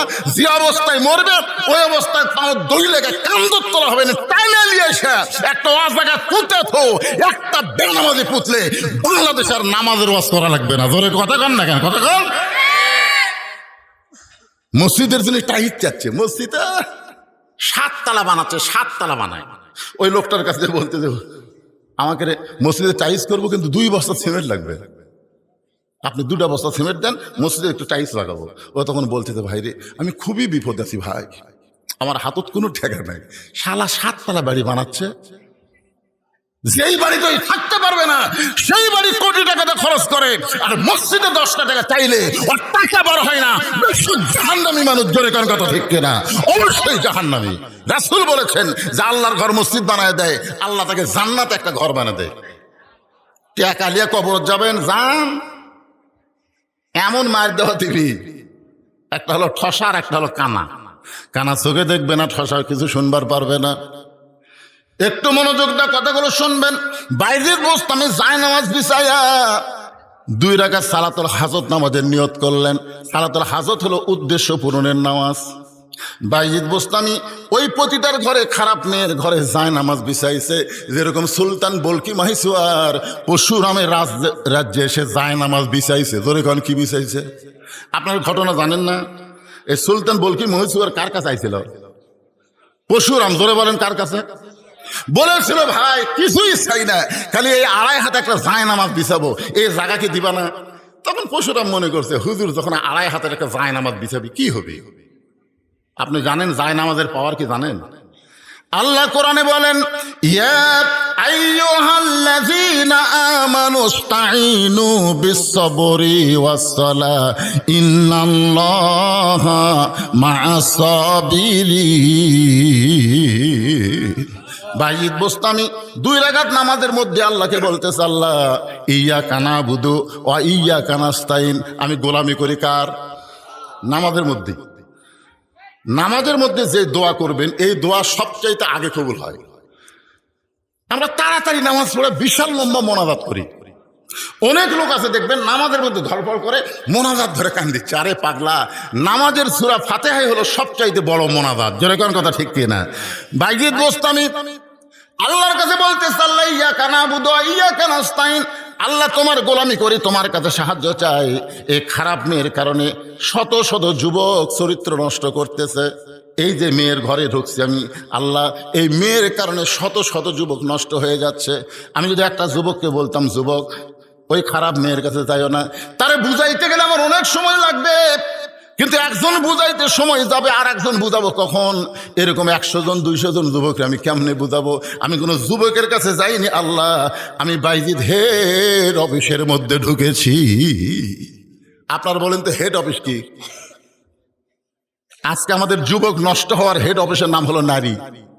এই একটা নারী যদি ভালো হয়ে যায় সমস্ত যুবক ভালো হতে বাধ্য হয়ে যাবে। জোরে করে কথা কর না কেন? এক পরিমণি বাংলাদেশের হাজার হাজার যুবকের চরিত্র নষ্ট করছে। এক পরিমণি ওই গামছা গাওয়াতে ড্যান্স দেয়, আর আমাদের যুবকেরা কয় পরিমণি কি সুন্দরী, পরিমণি সুন্দরী। ও হলো জাহান্নামের কীট। যে সমস্ত নারীরা বেপরদা হয়ে সমাজের মধ্যে ঘুরে বেড়ায় এরা হলো জাহান্নামের পোকা। জোরে কোন কথা ঠিক কি না? জাহান্নামের পোকা। একটা মেয়ে ইচ্ছা করলে আপনাকে গোটা শৌলার যুবকদেরকে নষ্ট করে দেবে। একটা মেয়ে ইচ্ছা করলে রাতের ঘুম কাড়াই নিবি, সারাদিন মোবাইলে খালি মিস কল। কি এই জন্য হেড অফিস হলো নারী। নারী যদি ভালো হয় বাংলাদেশের প্রত্যেকটা যুবক ভালো হতে বাধ্য। মা যদি ভালো হয় তার সন্তান আল্লাহর ওলি হতে বাধ্য হয়ে যায়। জোরে কোন কথা ঠিক কিনা? মা যদি ভালো, সন্তান আল্লাহর ওলি। এ যারা সামনে বসে শুনতেছে এরকে মা ভালো, হ্যাঁ আসলে ভালো মা। আর যারা যে বাইরে ঘুরতেছে এরকে মতোই মা ভালো না। 4 বছরের বাচ্চাকে মাদ্রাসায় ভর্তি করে দিয়ে বলতেছে, আমার আব্দুল কাদেরকে আমি কোরআনের হাফেজ হিসেবে দেখতে চাই। ওস্তাদ বললেন, মা কোনো টেনশন নাই, পর্দা নিশে আপনি যান। পরের দিন আব্দুল কাদেরকে নিয়ে গেছে, কায়দা দিয়ে বলতেছে, বল আলিফ। আলিফ আব্দুল কাদের আলিফ কয়নি। লাম মিম যালিকাল কিতাবু লা রাইবা ফি হুদাল লিল মুত্তাকিন আল্লাযীনা ইউমিনুনা বিল গায়বি ওয়া ইউকিমুনাস সালাত। ওস্তাদ মারছে দৌড়। আলিফ বলার পরে বলবো বা তা সা, ই তো আলিফই কয়নি, লাম মিম কয়ে যে হারে শুরু করলো, ই তো মানুষের বাচ্চা না, ই পেতনির বাচ্চা হবি। ওস্তাদ ভয় দৌড় মারছে। সমস্ত ছাত্র বলে, হুজুর দৌড়ান কেন? বলে, জীবনে কোনোদিন দেখিনি, একলা দেখতে ভয় পাই, তোরা শুগলি আয়। সবাইকে নিয়ে যে ঘিরে ধরে আছে। 4 বছরের বাচ্চা আব্দুল কাদের খালি এরকম ঝুঁকতেছে আর পড়তেছে, ইন্নামাল মুমিনুনা আল্লাযীনা ইযা যুকিরাল্লাহু ওয়াজিলাত কুলুবুহুম ওয়া ইযা তুলিয়াত আলাইহিম আয়াতুহু জাদাতুহুম ঈমানা ওয়া আলা রাব্বিহিম ইয়াতাওয়াক্কালুন। এক ওস্তাদ এসে ওই তো পড়তিছে, এক ওস্তাদ কোরআন শরীফ নিয়ে আয়াতের উপর আঙ্গুল বুলাই, একটা আয়াত বাদ নেই। যেই মাত্র 18 পারা কোরআন পড়া শেষ, আব্দুল কাদের অটোমেটিক ব্রেক। ওস্তাদ তো কে রে, 18 পারা কোরআন শোনালো, তারপরে ব্রেক হয়ে গেল। আর এক ওস্তাদ বলতেছে জানবার যদি চাও আব্দুল কাদেরের মায়ের কাছে যাও, বাপের কাছে না। কার কাছে? জোরে কোন কার কাছে? মায়ের কাছে যাও। কারণ সন্তান ভালো না মন্দ এটা বাপ জানে না, এটা জানে মা। বাবাই আনন্দে মাতিয়া সাগরে ভাসাইয়া সেই যে চইলা যায় খবর লয় না। মাজন ধরিয়া উদরে কতই কষ্ট করে, 10 মাস পরে পায় প্রসবের বেদনা। এমন দরদি ভবে কেউ হবে না আমার মা গো। আব্দুল কাদেরকে কান্দে করে নিয়ে মায়ের বাড়ির দরজায় মা জানলা দিয়ে বলতেছে আব্দুল কাদেরকে ভর্তি করে দিয়ে আসলাম, কি এমন বেয়াদবি করলো, আজকেই ফেরত নিয়ে আইছেন। এক ওস্তাদ বলতেছে মা তোমার আব্দুল কাদেরের সবচাইতে বড় বেয়াদবি হলো আলিফ বলার পরে বা বলে না, এক টানা 18 পারা কোরআন আমাকে শুনে দিছে। তুমি মা হয়ে বলো তো আব্দুল কাদের 18 পারা কোরআন কেমনে শোনালো? আব্দুল কাদেরের মা বলতেছে আল্লাহর শপথ করে বলতেছি আমার সন্তান যে 18 পারা কোরআন আপনাদের শুনাইছে আমি কিছুই জানি না। এক ওস্তাদ বলতেছে আপনি জানেন। আব্দুল কাদেরের মা বলতেছে আমি যতটুকু জানি সেটা হলো আমার সন্তান যখন পেটের মধ্যে ছিল আল্লাহর শপথ করে বলতেছি আমি 1 ওয়াক্ত নামাজ কাজা করিনি। সুবহানাল্লাহ না কেন? আমার সন্তান যখন পেটের মধ্যে ছিল রমজান মাসের রোজা আমি বাদ দিইনি। আমার আব্দুল কাদের যখন দুনিয়াতে ভূমিষ্ঠ হইল, আমার সন্তান যখন কাঁদতো আমি তখন আল্লাহর কোরআন তেলাওয়াত করে করে ওর কান্না থামাতাম। আমার আব্দুল কাদের যখন স্তনের দুগ্ধ পান করতো ওই সময় আমি আল্লাহর কোরআন তেলাওয়াত করতাম। আমার আব্দুল কাদের যখন রাত্রেবেলা বিছনায় ঘুমাতে যাইতো আমি 1 পারা কোরআন না শোনাইলে আমার আব্দুল কাদের কোনোদিন ঘুমাইতো না। আমার মনে হয় 4 বছরে আমি বহুবারে 18 পারা কোরআন তেলাওয়াত করেছি। আমার মুখের কোরআন তেলাওয়াত শুনতে শুনতে আমার আব্দুল কাদের 18 পারা কোরআন হেফজ করছে, শুনে শুনে হেফজ করছে। তখন সমস্ত ওস্তাদরা বলতেছে মা যদি ভালো হয় সন্তান আল্লাহর ওলি হয়। সুবহানাল্লাহ না কেন? আজকে আমাদের এই সন্তানগুলো এরকম খারাপ হওয়ার কারণ কি? খারাপ হওয়ার একটাই কারণ ওর মা ভালো না। একটু মনোযোগ দিয়ে শুনবেন। বাইজিদ বুস্তামি বলতেছে আল্লাহ এই মেয়েটা যদি ভালো হয়ে যায় তাহলে বাজারের সমস্ত যুবক ভালো হয়ে যাবে। এই জন্য আমি অন্য কোনো যুবকের কাছে না যাইয়া সরাসরি হেড অফিসে ঢুকছি। হেড অফিস আল্লাহ কার কাছে বলতেছে? ভালো করে দাও আল্লাহ। 2 রাকাত নামাজ শেষ করে বাইজিদ তাকায় দেখে মেয়েটা খালি শাস্তিছে, কারণ 240 দিরহাম পাশে 24 ঘন্টার বুকিং দিছে, সাদা লাগবে না। বাইজিদ কয় আল্লাহ নামাজ দিয়ে কাম হলো না। আমরা কিন্তু বহু দোয়া করছি আল্লাহ তুমি সাইদি হুজুরকে মুক্তি দাও আল্লাহ, বহু দোয়া করিনি, নামাজ পড়ে পড়ে কোন করেননি, বহু দোয়া করছি, কাম হচ্ছে না। নামাজ পড়া কাম হবে না তো। আমাদের বাংলাদেশে নামাজ পড়া যত দোয়া করেন একটা দোয়া কবুল হবে না ততক্ষণ পর্যন্ত যতক্ষণ পর্যন্ত নামাজ কায়েম না হবে। জোরে কোন কথা ঠিক কিনা? কারণ কোরআনের এক জায়গাও নামাজ পড়ার কথা নাই, একটা জায়গাতে আপনি পারবেন না। কোন জায়গায় আল্লাহ বলেছে ইকরাউস সালাত, নামাজ পড়ো, নামাজ পড়ো, একটাও বলেন। যত জায়গায় আল্লাহ নামাজের কথা বলেছে প্রত্যেক জায়গায় বলেছে নামাজ কায়েম করো। আপনারা কি নামাজ পড়ার কথা কোরআনে পাচ্ছেন? কথা কন না কেন? বারে হুজুরের কথাকে বিশ্বাস হচ্ছে না। নামাজ পড়ার কথা কি হাদিসে আছে? নাই। যত জায়গায় নামাজের কথা প্রত্যেক জায়গায় নামাজ কায়েমের কথা বলা হয়েছে। এখন নামাজ কায়েম কিভাবে হবে? বদরুশীদের ওয়াজ দিয়ে হবে। এখানে অনেক আল্লাহর বান্দা আছে, এখানে আজকের এই মাহফিলে অনেক আল্লাহর বান্দা আছে যারা এখন পর্যন্ত মাগরিব এশা পড়েনি। কথা কন না কেন? বারে কথা কন না কেন? কারা কারা পড়েননি হাত তোলেন, কথা আমি বলবো না। কারা কারা মাগরিব এশা পড়েননি হাত তোলেন, এটা আমি বলবো না তো, আমি এত বড় বেশরম না। কিন্তু যারা যারা মাগরিব এশা পড়েননি আপনারা কি ফজর পড়বেন? ডাহা মিথ্যা কথা, ডাহা মিথ্যা কথা। যে লোকটা মাগরিব এশা পড়েনি উনি ফজর পড়বি না। মসজিদের টাইলস করে কাম হবে না তো, মসজিদ দোতলা করে কোনো কাম হবে না মুসল্লি যদি না হয়। জোরে কোন কথা, কথা কন না কেন ভাইজান? আমার কয় হুজুর কিছু টাকা দেন হুজুর, আমরা মসজিদ দোতলা করতেছি। তা আলহামদুলিল্লাহ মসজিদ দোতলা করতেছে, ভালো কথা তো। কয় হুজুর এত মুসল্লি হয় জায়গা হয় না, এই জন্যই দোতলা।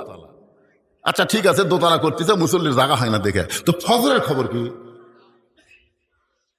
যাই আমার কাছে দান লি বেড়াচ্ছে, ওই বলতেছে ফজরের খবর তো আমি জানি না, মুয়াজ্জিন জানে। ওই শালা নিজেও নামাজ পড়ে না, দেখছেন? ওই মসজিদ দোতলা করবে, আমার কাছে টাকা লি বেড়াচ্ছে। আমি বললাম ফজরের খবর কি? কই মুয়াজ্জিন জানে। তাই বললাম ওই মুয়াজ্জিনের সাথে লেননি কেন? বলে সামনে আবার নামাজ আছে, তো আজান দেওয়া লাগবে। ঠিক মতো খবর না দিলে আমি দান করব না। পরে জানাইছে হুজুর ফজরে একাত কাতার হয়। জোহরের খবর কি? বলে কাজ কামের দিন। আসরের খবর কি? হাটত গেছে। মাগরিবের খবর কি? আলুর দাম কমে গেছে হুজুর। বাজার দেখে আসে মন খারাপ।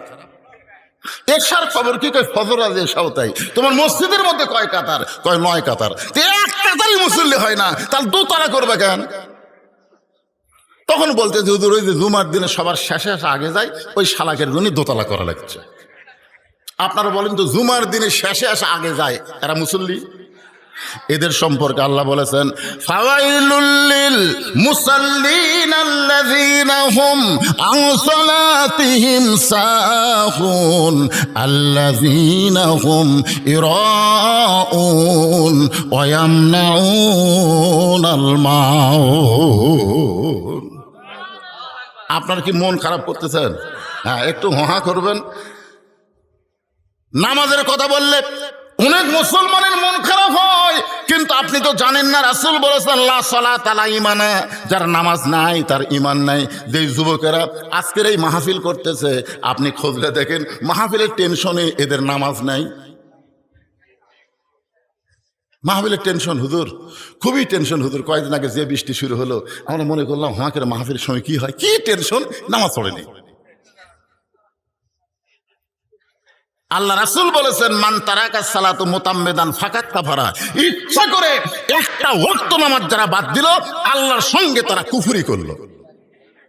তাহলে আপনারা বলেন তো মসজিদের উন্নয়ন কি? টাইলস করা না মুসল্লি কালেকশন করা? আজকে টাকা কালেকশন, হুজুর টাকা কালেকশন করে দেবেন। টাকা কালেকশন লাগে, মুসল্লি কালেকশন করা লাগবে। এই 16 গ্রামের কারা কারা আছেন তারা একটা হাত তোলেন তো দেখি। এই গ্রামের যারা যারা ওয়াজ শুনতেছেন তারা একটা হাত তোলেন।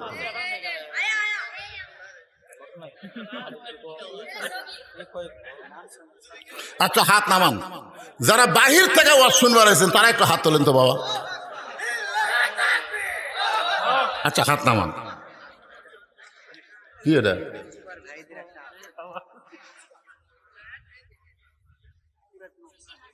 কি সেটা?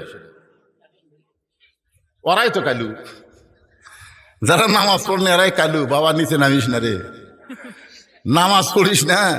হ্যাঁ, মসজিদের উন্নয়ন করবার চাস? মসজিদের উন্নয়ন মানে কি? বাইজিদ বোস্তামি দেখলেন, কাম হলো না, মনে আছে না ভুলে গেছেন? নামাজ পড়ে আল্লাহর কাছে কান্দাকারি করছে, ওই খালি শাস্তিছে। তো সাজা কি লক্ষণ ভালো? আল্লাহ রাসূল একদিন ফাতেমার ঘরের মধ্যে দেখে, তখন ফাতেমার বয়স হলো মাত্র 9 বছর। ধরে কোন কয় বছর? হাতের মধ্যে 2টা চুরি দিয়ে মুচকি মুচকি হাসতেছে। 9 বছরের একটা ছোট্ট মেয়ে 2 হাতের 2টা চুরি দিয়ে মুচকি মুচকি হাসতেছে। ফাতেমার হাসি দেখার সাথে সাথে নবী আর ঘরে ঢুকলেন না। নবী ঘর থেকে বাইরে গেলেন। ফাতেমা চিন্তায় পড়ে গেল, যে বাবা ঘরের মধ্যে ঢুকে আমাকে মা মা বলে আদর করে, আর সে বাবা ঘরে ঢুকলো না, বাইরে গেল, কারণ কি? বারান্দায় গিয়ে তাকায় দেখে নবীর চোখ দিয়ে দর দর করে পানি পড়তেছে। নবীর চোখের পানি পড়া দেখে ফাতেমা অসৃষ্ট হয়ে বললেন, বাবা আপনি এমন করে কেন কাঁদতেছেন? রাসূল বলে, ফাতেমা যে দুনিয়াতে সাজবে মা, আল্লাহ তার আখিরাতের সাজ কমায়া দিবে। শুধু এইটুকু বলার সঙ্গে সঙ্গে ফাতেমা হাতের চুরি খুলে মাটি ফাইলে দিলেন। যেই মাত্র চুরি ফাইলা দিছে, নবী দৌড়ে গিয়ে চুরি 2টা করে যখন জামাটের পকেটের মধ্যে ঢুকাইলেন, ফাতেমা বলতেছে, বাবা যেই চুরি হাতে দিলে আপনি কানলেন, সেই চুরি ফাইলা দিলাম, আপনি কেন পকেটের মধ্যে ঢুকাইলেন? রাসূল বলে, ফাতেমা এই চুরি যত্ন করে রাখতে হবে মা। শুধু চুরি নয়, একদিন তোমার নাকে নাকফুল পরাই দিব, একদিন তোমার কানে কানের দুল পরাই দিব, একদিন তোমার গলাত মালা পরাই দিব। ফাতেমা বললেন, কবে? রাসূল বললেন, যেদিন তোমার বিবাহ হবে। ফাতেমা শোনে না, মেয়েরা কেবলমাত্র এক ব্যক্তির জন্য সাজতে পারবে, সেই ব্যক্তি হলো তার স্বামী। স্বামী ছাড়া অন্য কারোর জন্য নারীদের সাজা চলবে না। কথা জোরে কন। আপনার বউ সাজবি কার জন্যে? আপনার জন্য না বিয়ের জন্যে? তো বিয়ে আজকে আসতেছে, আজকে নতুন কাপড় পরেছে কেন? আজকে বিয়ে আসতেছে, আপনার বউ নতুন কাপড় পরলো কার জন্য? দেখেন না, দেখেন না আপনার বউ কখন সাজে? যখন কোনো জায়গায় বেড়াবার যাবি তখন সাজবি। রে শাস্তি জায়গায় তুমি জানো না গৌমুখ জায়গায় যাবো? হায় হাই রে, আমি তোমার স্বামী, আমার সামনে সব পুরাতন কাপড় পরা থাকো, আর যখন কোনো জায়গায় যাও তখন নতুন কাপড় পরো। তখন বউ কোনার ভিতরে দেখে বুড়ের আবার সাজ জাগিছে। মেয়েরা কেবলমাত্র এক ব্যক্তির জন্য সাজতে পারবে, সেই ব্যক্তি হলো কে? জোরে বলেন কে? আল্লাহর ওলি বাইজিদ বুস্তামি তাকায় দেখে মেয়েটা খালি সাজতে এসে, সঙ্গে সঙ্গে বাইজিদ দেখলো এখন নামাজ দিয়ে কাম হবে না, এখন যেই জিনিসটা লাগবে তার নাম কি? জোরে কন।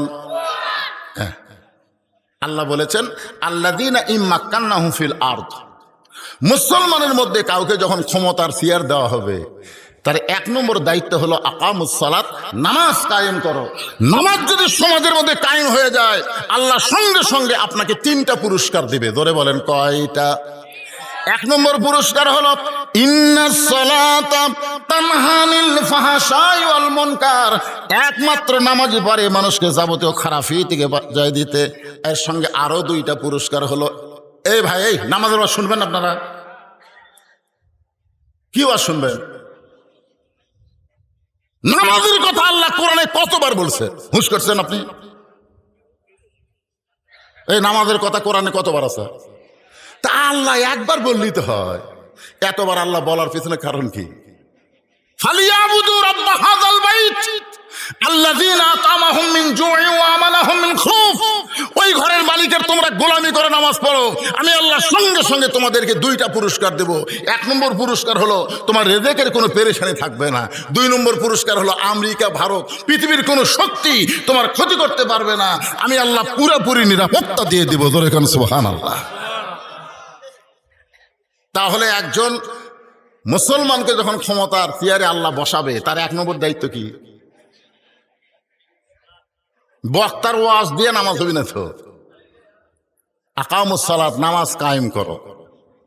বাইজিদ বুস্তামি দেখতেছে সমাজের মধ্যে নামাজ কায়েম নাই, কিন্তু কোরআনের একটা পাওয়ার আছে না নাই? যখন আছে না নাই? ওই খারাপ মেয়েটার সামনে আল্লাহর বাইজিদ আল্লাহর কোরআন থেকে তেলাওয়াত শুরু করলেন, চোখের পানি দিয়ে গাল ভিজে যাচ্ছে। আল্লাহ 2টা পাওয়ার নিয়ে এই খারাপ মেয়ের ঘরে ঢুকেছি। একটা হলো জায়নামাজ, জায়নামাজের কাম শেষ। আর একটা পাওয়ার আছে, আমার দিকে তাকায় দেখেন বাংলাদেশ আর কয়টা পাওয়ার আছে? ভাই রে একটু মনোযোগ দিয়ে শোনেন, ভাই একটু মনোযোগ দিয়ে শোনেন, এই কোরআনের কি পাওয়ার। আল্লাহ নবীকে যিনি হত্যা করবার গেছিলেন, নবীকে যিনি নাঙ্গা তরবারি দিয়ে হত্যা করবার গেছিলেন, সেই মানুষটা কোরআনের পাওয়ারে এত ভালো মানুষ হয়ে গেলেন। আল্লাহ তাআলা এই কোরআনের ওসিলায় বাংলাদেশের মতন 96টা দেশের খলিফা বানায় দিলেন। জোরে কোন সুবহানাল্লাহ। এইটা হাজার হাজার সাহাবীর সামনে অর্ধ পৃথিবীর খলিফা হযরত ওমর খুতবা দিচ্ছেন হাজার হাজার সাহাবীর সামনে জুমার দিন। মাঝখান থেকে একজন দাঁড়িয়ে বলতেছে, আমিরুল মুমিনিন আপনার খুতবা শুনবো না, আপনার খুতবা শুনবো না। ওমর ফারুক বললেন, আমার দোষ কি? বলে আপনার দোষ হলো আমাদেরকে খাটো পাঞ্জাবি দিয়ে আপনি লম্বা জুব্বা গাওয়াত দিয়েছেন। দেখেন এই কোরআন মানুষকে কি করে। দেখেন বাংলাদেশের মতন 96টা দেশের রাষ্ট্রপতিকে বলতেছে আমাদেরকে খাটো পাঞ্জাবি দিয়ে আপনি লম্বা জুব্বা গাওয়াত দিয়েছেন। এই লম্বা জুব্বা কোথায় পেলেন? যতক্ষণ পর্যন্ত না বলবেন আপনার খুতবা আমরা শুনবো না। আজকে যদি কোনো এমপি সাহেবকে কেউ এরকম প্রশ্ন করে, এমপি ছবি ধর এমপির সাথে যে পুলিশ থাকে, এমপি কিন্তু বলার আগে পুলিশ যায় ধরবে, এমপির সম্মান নাই। অথচ বাংলাদেশের মতন 96টা দেশের খলিফা রাষ্ট্রপতিকে বলতেছে আমাদেরকে খাটো পাঞ্জাবি দিয়ে আপনি লম্বা জুব্বা গাওয়াত দিচ্ছেন, যতক্ষণ পর্যন্ত লম্বা জুব্বার কাহিনী না বলবেন ততক্ষণ আপনার খুতবা আমরা শুনবো না। ওমরের চোখ দিয়ে দর দর করে পানি পড়তেছে। এমন সময় 30 পারা কোরআনের হাফেজ, 6 লক্ষ হাদিসের হাফেজ ওমর ফারুকের ছেলে আব্দুল্লাহ ইবনে ওমর বাবার পাশে দাঁড়ায় বলতেছে, রে নবীর সাহাবীরা তোমরা খাটো পাঞ্জাবি হলেও তো নতুন কাপড় পরে নামাজ পড়তে আইছো, কিন্তু আমার দিকে তাকায় দেখো আমার পরনে নতুন কোনো কাপড় নাই। ওসমান গনি বলে, আব্দুল্লাহ আজকে জুমার দিনে সবাই নতুন কাপড় পরেছে, তুমি পুরাতন কাপড় পরলে কেন? আব্দুল্লাহ বলতেছে, আমি যদি আজকে নতুন কাপড় পরতাম তাহলে আমার বাবার জুব্বা লম্বা হতো না। কিছুই কয় না, সুবহানাল্লাহ কয় না, আলহামদুলিল্লাহ কয় না। আজকে যদি আমি নতুন কাপড় পরতাম আমার বাবার জুব্বা লম্বা হতো না। যেদিন থেকে আমার বাবা মদিনার খেলাফতের দায়িত্ব পাইছে সেদিন থেকে তোমরাই হলো রাজা আর আমার বাবা হলো খাদেম। ধরে কোন সুবহানাল্লাহ। যেদিন থেকে আমার বাবা মদিনার খলিফার দায়িত্ব পাইছে সেদিন থেকে তোমরা রাজা, আরামসে খালি সারা রাত ঘুম পাড়ো, লাখ ডেকে ঘুম পাড়ো, কিন্তু আমার বাপ আজকে সামান্য জুব্বা লম্বা হচ্ছে খুদ আটকে দিলে। হ্যাঁ, তোমরা যখন ঘুম পাড়ো আমার বাবা তখন ঘুমায় না। রাতের অন্ধকারে কে কোথায় কিভাবে আছে আমার বাবা নিজের চোখে না দেখলে রাতের খাওয়া খায় না। জোরে কান সুবহানাল্লাহ। একদিন বের হয়ে দেখে তাঁবুর মধ্যে কি যেন জ্বলতেছে, দুইটা বাচ্চা খালি মা মা বলে কাঁদতেছে। ওমর ফারুক চিন্তায় পড়ে গেলেন, এত দূর থেকে দেখা যায় কিন্তু শোনা যায় না। আর একটু কাছে গিয়ে বলতেছে, মেয়েটা বলতেছে, বাবা গোশত সিদ্ধ হলেই তোমাদের খাবার দেব, তোমরা এমন করে কান্দো না। ওমর ফারুক চমকে গেলেন। দুম্বার গোস্ত হলে বড় জোর 8 ঘন্টা লাগবে, উটের গোস্ত হলে 1 ঘন্টা লাগবে। এত গভীর রাত হয়ে যায় এখন পর্যন্ত গোস্ত সিদ্ধ হয় না। নিকটে গেলেন, মা তোমার সন্তানের প্রতি তোমার কি দয়া নাই? তোমার সন্তান ক্ষুধার জ্বালায় কান্দে আর এত রাত তোমার গোস্ত সিদ্ধ হয় না। মেয়েটা বলে, পথিক। ওমর ফারুক রে তার চিনে না, বলে, পথিক শোনো, আমার বাড়ি হলো ইয়ামিন দেশে, আমার বাড়ি হলো ইয়ামিন দেশে। আমি শুনতে পাইলাম মদিনার খলিফা ওমর অত্যন্ত ভালো মানুষ। আমি ভালো মানুষের কাছে আমার 2টা এতিম বাচ্চাকে নিয়ে আইছিলাম কিছু সাহায্য পাওয়ার আশায়, কিন্তু বিকালবেলা এত মানুষের ভিড়, আমি একজন নারী হইয়া ওমরের দরবারে যাওয়ার পারলাম না। আমি নিয়ত করেছি আগামীকাল সকালবেলা ওমরের দরবারে যাব। আমি নিয়ত করার পরে রাতের বেলা তাঁবু টাঙ্গায়া আমার 2টা বাচ্চাকে কলিজার মধ্যে বুকের মধ্যে নিয়ে আমি ঘুমাবার চাই, কিন্তু এদের পেটে এত খিদা লাগছে, এরা খিদার জ্বালায় খালি মা মা বলে কাঁদতেছে। আমি শুধু সান্ত্বনা দেওয়ার জন্যে পাতিলে পাথর আর পানি দিয়ে নিচে আগুন জ্বলায় বলতেছে, বাবা গোস্ত সিদ্ধ হলেই তোমাদের খাবার দেব। আমার মনে হচ্ছিল আমার সন্তান 2টা সান্ত্বনার বাণী শুনতে শুনতে একসময় ঘুমিয়ে যাবে আর সকালবেলা আমি ওর দরবারে নিয়ে যাব। কিন্তু আমার 2টা বাচ্চার পেটে এত খিদা লাগছে, ক্ষুধার যন্ত্রণা এদের চোখে ঘুম ধরতেছে না। আমার মনে হয় আমার এতিম বাচ্চা 2টা আজকে রাত পর্যন্ত বাঁচবে না। সঙ্গে সঙ্গে ওমর ফারুক আসামির মতন বললেন, মা তুমি আগুন জ্বালানো বাদ দিয়া, পানি পাথর সিদ্ধ করা বাদ দিয়া তুমি তোমার সন্তানের কাছে যাও। ইন্নাল্লাহ মা'আস সাবিরিন, ধৈর্যশীলদের সঙ্গে কে থাকে? মেয়ে এবার চলে গেছে 2টা বাচ্চার কাছে। ওমর ফারুক এক দৌড়ে বাইতুল মালের দরজায়, বাংলাদেশের মতন 96টা খলিফা পাগলের মতন দৌড়ায় বাইতুল মালের দরজায় গিয়ে বলে, আসলাম আর দেরি করিস না, বড় একটা খাবার বস্তা আমার মাথায় উঠে দে। আসলাম বলে, আমির আল মুমিনিন কোথায় বস্তা নিয়ে যাওয়া লাগবে হুকুম দেন, সেই জায়গা পর্যন্ত আমি বস্তা পৌঁছায় দেই। ওমর ফারুক বলে, আসলাম রে, একজনের পাপের বোঝা আর একজন কেউ মাথায় নাই না, দে আমার মাথায় উঠে দে। মাথায় খাবার বস্তা নিয়ে ওমর ফারুক যখন দৌড়াই, পিছন দিক থেকে আসলাম কান্দের বলে, ইয়া আমির আল মুমিনিন এত ওজনের বস্তা নিয়ে দৌড়াতে গিয়ে আপনি যদি পড়ে যান আপনার কষ্ট হবে। ওমর কান্দের, আসলাম রে, সময় মতো যদি জায়গায় যাবার না পারি তাহলে আল্লাহ জাহান্নামের আগুনে ওমরকে ফিরায় ফেলবে। এক দৌড়ে ওই তাঁবুর নিকটে গিয়ে বললেন, মা তোমার সন্তান 2টাকে জীবিত আছে। মেয়েটা বলতেছে এখনো পর্যন্ত ওরা জীবিত আছে। ওমর ফারুক বললেন, মা তাহলে বস্তার ভিতর থেকে আটা উটি তৈরি করে হালুয়া তৈরি করে আমার সামনে দাও। মেয়েটা উটি আর হালুয়া তৈরি করে ওমর ফারুকের হাতে যখন দেয়, ওমর ফারুক 2টা 3 বাচ্চাকে 2 উরাতের উপরে বসায়া রুটি ছিঁড়ে হালুয়া যখন মুখের মধ্যে দেয়, ওমরের চোখটা দরদর করে পানি পড়তেছে। 2টা বাচ্চা বলে, কে গো তুমি?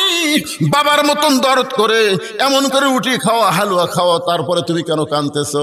সঙ্গে সঙ্গে ওমর ফারুক আল্লাহর কোরআন থেকে তেলাওয়াত করলেন, আরাআইতাল্লাযী ইউকাজ্জিবু বিদ্দীন ফাযালিকাল্লাযী ইয়াদুল ইয়াতীম ওয়া লা ইয়াহুদ্দু আলা তাআমিল মিসকিন। আল্লাহ আল্লাহ এই অধমকে জাহান্নামের আগুন থেকে তুমি হেফাজত করো।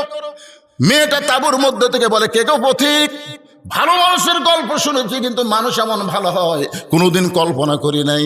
তুমি কেন জাহান্নামের আগুন থেকে বাঁচতে চাও? আল্লাহ উমরকে মদিনার খলিফা না বানায়া তোমার যদি মদিনার খলিফা বানাইতো, আল্লাহ মদিনার জান্নাত বানায়া দিত। আব্দুল্লাহ বলতেছে, আমার বাবার লম্বা জুব্বা হতো না যদি আমি আজকে নতুন কাপড় পরতাম। ওসমান গনি বলে, আব্দুল্লাহ কি হয়েছে? আব্দুল্লাহ বলে, তোমরা সবাই যখন ঘুমিয়ে থাকো, আমার বাবা তখন আমার ঘরের দরজাত গেছে, যা বলতেছে, আব্দুল্লাহ আব্দুল্লাহ। আমি দরজা খুলে তাকাই দেখি বাবার হাতে একটা পাঞ্জাবি। আমি খুশি হয়ে বললাম, বাবা বাইতুল মাল থেকে আমার একটা পাঞ্জাবি দিছে, আপনি আর একটা দিবে রাখছেন? নেতার বেটা হওয়ার মতো লাভ নাই, বাইতুল মাল থেকে একটা দিছে, আপনি আর একটা দিবে রাখছেন। সঙ্গে সঙ্গে উমর ফারুক আল্লাহর কোরআন থেকে তেলাওয়াত করলেন, ইন্নাল্লাহা ইয়ামুরুকুম আন তুআদ্দুল আমানাতি ইলা আহলিহা ওয়া ইযা হাকামতুম বাইনান নাস আন তাহকুমু বিল আদল। জোরে আল্লাহু আকবার। আব্দুল্লাহ, তুই কেমনে বলিস বাইতুল মাল থেকে একটা তোরে দিছে, আমি আর একটা দিবে আসলাম? এ কথা তুই কেমনে বলিস? কারণ আল্লাহর কোরআন দিয়ে যখন রাষ্ট্র চলে, তখন নেতার বেটাকে ডবল দেওয়া যাবে এরকম কোনো সুযোগ ইসলামে নাই। ধরে কোন কথা ঠিক কিনা? তুই কেমনে বলিস? ওই যে হাকামতুম বাইনান নাস আন তাহকুমু বিল আদল, আল্লাহর কোরআন দিয়ে যখন বিচার চলবে বাংলাদেশে, তখন হাকিমেরা ইচ্ছা মতো বিচার করে পারবে? এই কথা কন না কেন? 15.5 বছর আপনার কি দেখছেন? ওই যে 5 বছর 6 বছর ন্যাংরামের চাষ করছে, জ্যৈষ্ঠী বসে দেখবার গাছে আম পাকছে কিনা, যাই দেখে গাছের ডালে বসে এক ছোট বাচ্চা আম পাকতেছে আর ব্যাগের মধ্যে তুলতেছে। বাগানের মালিক কয়, আমি খাইনি, আমার পরিবারের কেউ খাইনি, তুই আমার গাছের চলে আম পাড়তেছিস, তোর বাপক দেয় বিচার দে মরে। ছেলে খালি মুসকে মুসকে হাসে। বাগানের মালিক করে, হাসিস কেন? বলে, আপনি কোথায় আমার বাপক খুঁজবার যাবেন? আমার বাবাও আর এক গাছের চড়ছে। তাকায় দেখে ওর বাপ খালি আম পাড়ে আর বস্তা ভরায়, গাছের নিচে বসে কান্দের বলে, আল্লাহ বিচার দেবো কার কাছে? বেটাও চোর, বাপও চোর। 15.5 বছর আমরা বিচার দেখিনি, বিচারের নামে আমরা প্রহসন দেখেছি। ভালো মানুষগুলো জেলখানায়, খারাপ মানুষগুলোকে জামিন দিয়ে দিয়েছে। ধরে কারণ কথা ঠিক কিনা? আর 15.5 বছর যা দেখলাম, এই 24 আগস্টের পরে এই যে 15 মাসে আমাকে যা দেখাচ্ছে ভাই, এখন 2-1 জন বলতেছে হাসিনাই না ভালো আছিল রে। এই নমিনেশন দেওয়ার পর থেকে শুরু হয়ে গেছে, দেখছেন এক এক জায়গা 5 জন 6 জন করে এমপি হবি। তারেক যে একজনক দিচ্ছে, ওরে বাবারে, ওরা লেগে গেছে ভাই, লাশ আলারা লাগে মগ। আল্লাহর কোরআনের থলেরা একজনও বলে না যে আমাকে এমপি বানান, কেউ বলে না, জোর করে তাকে দায়িত্ব দেওয়া হয়। জোরে কোন কথা ঠিক কিনা কথা বলেন? ওই যে হাকামতুম বাইনান নাস আন তাহকুমু বিল আদল। আল্লাহু আকবার। উমর ফারুক বলে, আব্দুল্লাহ তোর আর একটা পাঞ্জাবি দিবার আসি নাই বাজান, এই পাঞ্জাবিটা আমার ভাগে পড়ছে, তুই তাকায় দেখতো এত ছোট পাঞ্জাবি গায়ে দিয়া আমি যদি আগামীকাল খুতবা দেই তাহলে দেখতে কেমন লাগবে? মুসল্লির পাঞ্জাবি ছোট হলেও কোনো সমস্যা নাই, কিন্তু ইমামের পাঞ্জাবি বড় হওয়া লাগবে। আপনার বলেন তো, মুসল্লি যদি 60 দাওয়াত দিয়ে মসজিদে যায়, সমস্যা আছে? কথা কন ভাই, সত্যি কথা কন, আছে? কিন্তু হুজুর যদি 60 দাওয়াত দিয়ে আসে, খালি দাড়ি ছোট, এক হুজুরের দাড়ি ছোট, আমাকে মুসল্লি ফোন করে বলছে, হুজুর হুজুরের দাড়ি যদি 1 মুষ্টির ছোট হয় তাহলে তার পাশে নামাজ হবে? আমি বললাম, ভাই আপনার দাড়ির খবর কি? আপনি যে হুজুরের দাড়ি মাপতেছেন মুখ দিয়ে, আপনার খবর কি? আমি এখনো থুইনি হুজুর। তুমি নিজে দাঁড়িয়ে থাও, হুজুরের দাড়ি আমরা যদি খারাপ হয় হুজুর খারাপ হয়ে যাবে। ওরে বাবারে, তো মসজিদের মধ্যে তুমি যদি ইমাম ভালো চাও, তো সমাজের মধ্যে নেতা ভালো চাও না কেন? খালি মসজিদ ভালো তুলে হবে না, গোটা সমাজকে ভালো রাখতে হবে। জোরে কর কথা ঠিক কথা কর না কেন? আগামী ইলেকশনে যারা ভোট পাবে এরা হলো সমাজের নেতা। তার মসজিদের নেতার দাড়ি দেখেন, সমাজের এমপির খবর কি? আরে যেটাই হোক বলা লাগবে না, খালি আপনাকে বলতে যে খবর কি।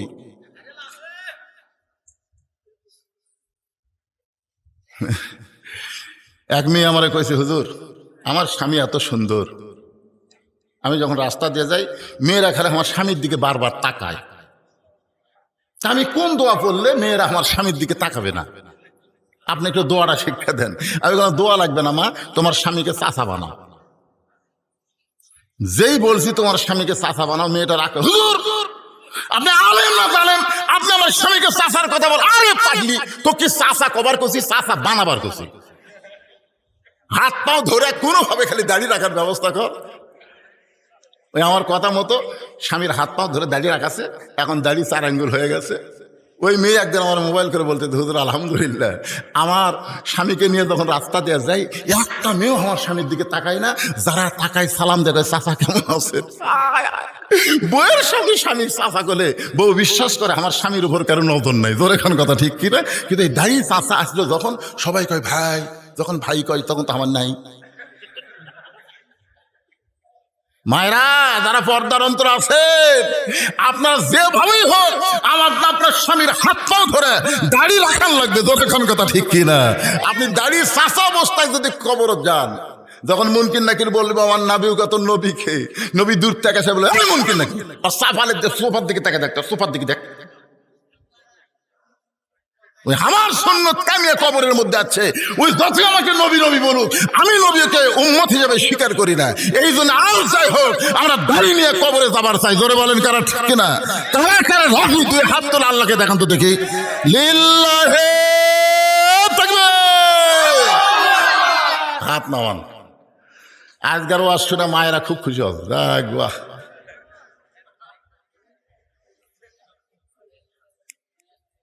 কি কষ্ট পাচ্ছেন? একটু মহব্বত না কথাগুলো শুনতে হবে। বাইজিদ বুস্তামি, ওই খারাপ মেয়ের ঘরের মধ্যে আল্লাহর কোরআন, এই কোরআনের পরে আর কিছু আছে? আল্লাহ বলেছেন অনুনাজ্জিলু মিনাল কোরআনি মা হুয়া শিফাউ ওয়া রাহমাতুল লিল মুমিনিন। এর বাংলা স্লোগান হলো সব সমস্যার সমাধান দিতে পারে আল কোরআন। আপনারা কি বিশ্বাস করেন? তাহলে স্লোগানটা সবাইকে দেওয়া লাগবে, সব সমস্যার সমাধান দিতে পারে আল কোরআন। হলো না? আমার এলাকায় 2 দল মানুষ খুব আস্তে কথা কয়। আমার এলাকার একদল মানুষ হলো মেয়ে মানুষ, জোরে কথা বললে পর্দার খেলাফ হয়, এজন্য জোরে কয় না। আর একদল আপাতত বাড়াচ্ছে চোর, এরা ফিসফিস করে কথা কয়, জোরে বললে ধরা পড়ার ভয়। আপনার কি এই 2 দলের মধ্যে মেয়েও না চোরও না? তাহলে স্লোগান কোরআনের পক্ষে দিবেন, জবান খুলবেন না কে ভাই? হতে পারে আজকে কোরআনের স্লোগানের কারণে আল্লাহ আপনার জাহান্নাম বাতিল করে জান্নাতের মালিক যদি বানায় দেয়। সব সমস্যার সমাধান সবাই বলবেন দিতে পারে আল কোরআন। সব সমস্যার সমাধান দিতে পারে আল কোরআন। আল কোরআনের আলো, কোরআন হাদিস যেখানে, আমরা সেখানে দুনিয়ার মুসলমান লিল্লাহে তাকবীর। আল্লাহর ওলি বাইজিদ বুস্তামি আল্লাহর কোরআন থেকে তেলাওয়াত করতেছেন। যখন কোনো মেয়েরা ঘরের মধ্যে থাকবে তাদের জন্য বলতেছে মা অকরনা ফি বুয়ুতিকুন্না ওয়ালা তাবাররুজনা তাবাররুজাল জাহিলিয়াতিল উলা। আব্দুল্লাহ বলতেছে আমি আমার পাঞ্জাবি যেটা আমাকে বাইতুল মাল থেকে দিচ্ছে, ওইটা আমি আমার বাবাকে দান করে দিলাম। কারণ ছোট পাঞ্জাবি বাবা খুতবা কেমনে দিবে? আমি গভীর রাত্রে বাবাকে দান করে বাবার পিছনে পিছনে আমি রওনা দিলাম। দেখি তো বাবা কি করে। আমি তাকায় দেখি বাবা ঘরের মধ্যে ঢুকে দরজা জানলা বন্ধ করে দিছে। আমি ফাঁক দিয়ে তাকায় দেখি তার পাঞ্জাবি আমার পাঞ্জাবি দুইটা একত্র করে জুব্বা বানায় বাবা খুতবা দেয়। এখন তোমরাই বলো আমার বাবার খুতবা কি শোনা যায়? সমস্ত সাহাবেরা চিল্লায় বলতেছে আল্লাহর কোরআন দিয়ে যখন রাষ্ট্র চলবে এমন ভালো মানুষকে মুসলমানেরা নেতা হিসাবে দেখতে পাবে। এখন যারা কোরআন নিয়ে সংসদে যাওয়ার চায় তাদের ব্যাপারে কি আপনাদের সন্দেহ আছে? আপনাদের এলাকায় হোক আমার এলাকায় হোক সব জায়গায় দেখবেন এই মানুষগুলো খারাপ না ভাই। জান বাইজিদ বুস্তামি রহমতুল্লাহ আলাইহি আল্লাহর কোরআন থেকে তেলাওয়াত করতেছেন। আল্লাহ নামাজ দিয়ে কাম হয় নাই, কোরআন দিয়ে যদি না হয় তাহলে সব পাওয়ার শেষ হয়ে যাবে। বাংলাদেশের সমস্ত মুসলমান এই মুহূর্তে একটা জিনিসকে টার্গেট করে চলতেছে, যার নাম হলো আল্লাহর কোরআন। ঠিক কিনা বলেন? হ্যাঁ, আল্লাহ কোরআন পড়তেছে আর আল্লাহর কাছে দোয়া করতেছে আল্লাহ আল্লাহ। কিছুক্ষণ পর কোরআন পড়ার পরে বাইজিদ বুস্তামি তাকায় দেখে মেয়েটা সরাসরি এরকম তাকান হবে না, বুঝলেন? কোনো পর নারীর দিকে যদি আপনি তাকাবার চান অ্যাঙ্গেলে তাকাবেন। কোরআন শরীফ পড়তেছে আর অ্যাঙ্গেলে তাকাই দেখতেছে মাথা ঘোমটা দিছে।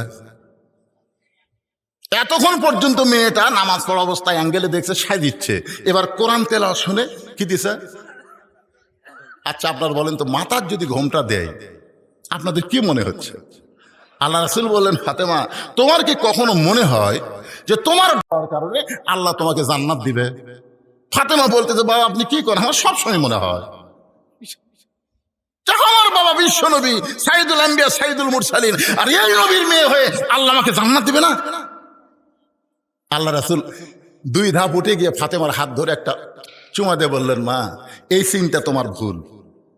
তুমি কখনোই মনে করবে না তোমার বাবা বিশ্বনবী হওয়ার কারণে আল্লাহ তোমাকে জান্নাত দিবে। জান্নাতে যদি যাবার চাও তাহলে জান্নাতের আমল করে তোমাকে জান্নাতে যাওয়া লাগবে। সঙ্গে সঙ্গে ফাতেমার চোখের মধ্যে পানি। বাবা তাহলে জান্নাতের আমল করে যদি জান্নাতে যাইতে হয়, মেয়েদের জন্য জান্নাতের আমল কি? রাসূল বললেন মাত্র 4টা আমল করা লাগবে। ধরে বলেন কয়টা? 1 নম্বর আমল হলো 5 ওয়াক্ত নামাজ পড়বা। 5 ওয়াক্ত, 5 কথা কয় না 5। এবার আপনারা কন না কেন? ওয়াক্ত মানে কি? 24 ঘন্টায় নামাজ পড়া লাগবে না, 24 ঘন্টার মধ্যে 5টা সময় নামাজ পড়লে নামাজের হক আদায় হবে। রাসূল বলেন, ফাতেমা 12 মাসের মধ্যে 1 মাস রোজা রাখলে রোজার হক আদায় হবে। ফাতেমা স্বামীর খেদমত সবসময় করা লাগবে না, স্বামী যখন খেদমত চাবে তখন খেদমত করবা। আমার কথা কি বুঝতে পারলেন?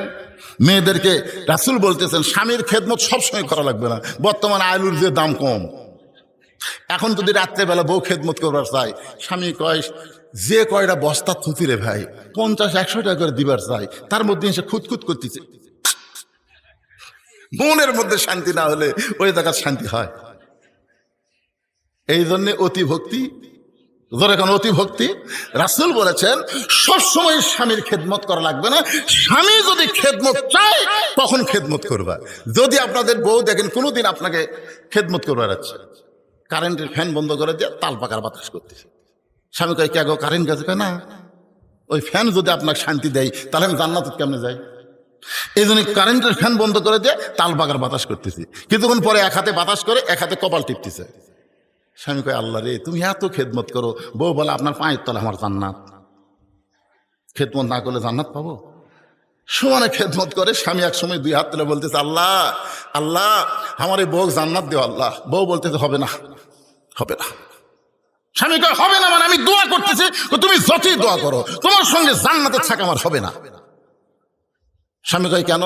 বলে জান্নাতে না থাকার কারণ হলো তোমার বুড়া বাপ আর বুড়ি মাও। তুমি যখন বাড়িতে থাকো না, এই বুড়া বুড়ির অত্যাচারে আমার কলজাত আগুন লেগে গেছে। তুমি যদি আমাকে নিয়ে জান্নাতে থাকার চাও তাহলে তোমার বাপ মা বাদ দেওয়া লাগবে, আর তোমার বাপ মাকে বাদ দিয়ে যদি আমার সঙ্গে থাকো তাহলে জান্নাতে থাকা হবে। অমা আলাইনা ইল্লাল বালাগ। এখন তুমি কি করবা কও?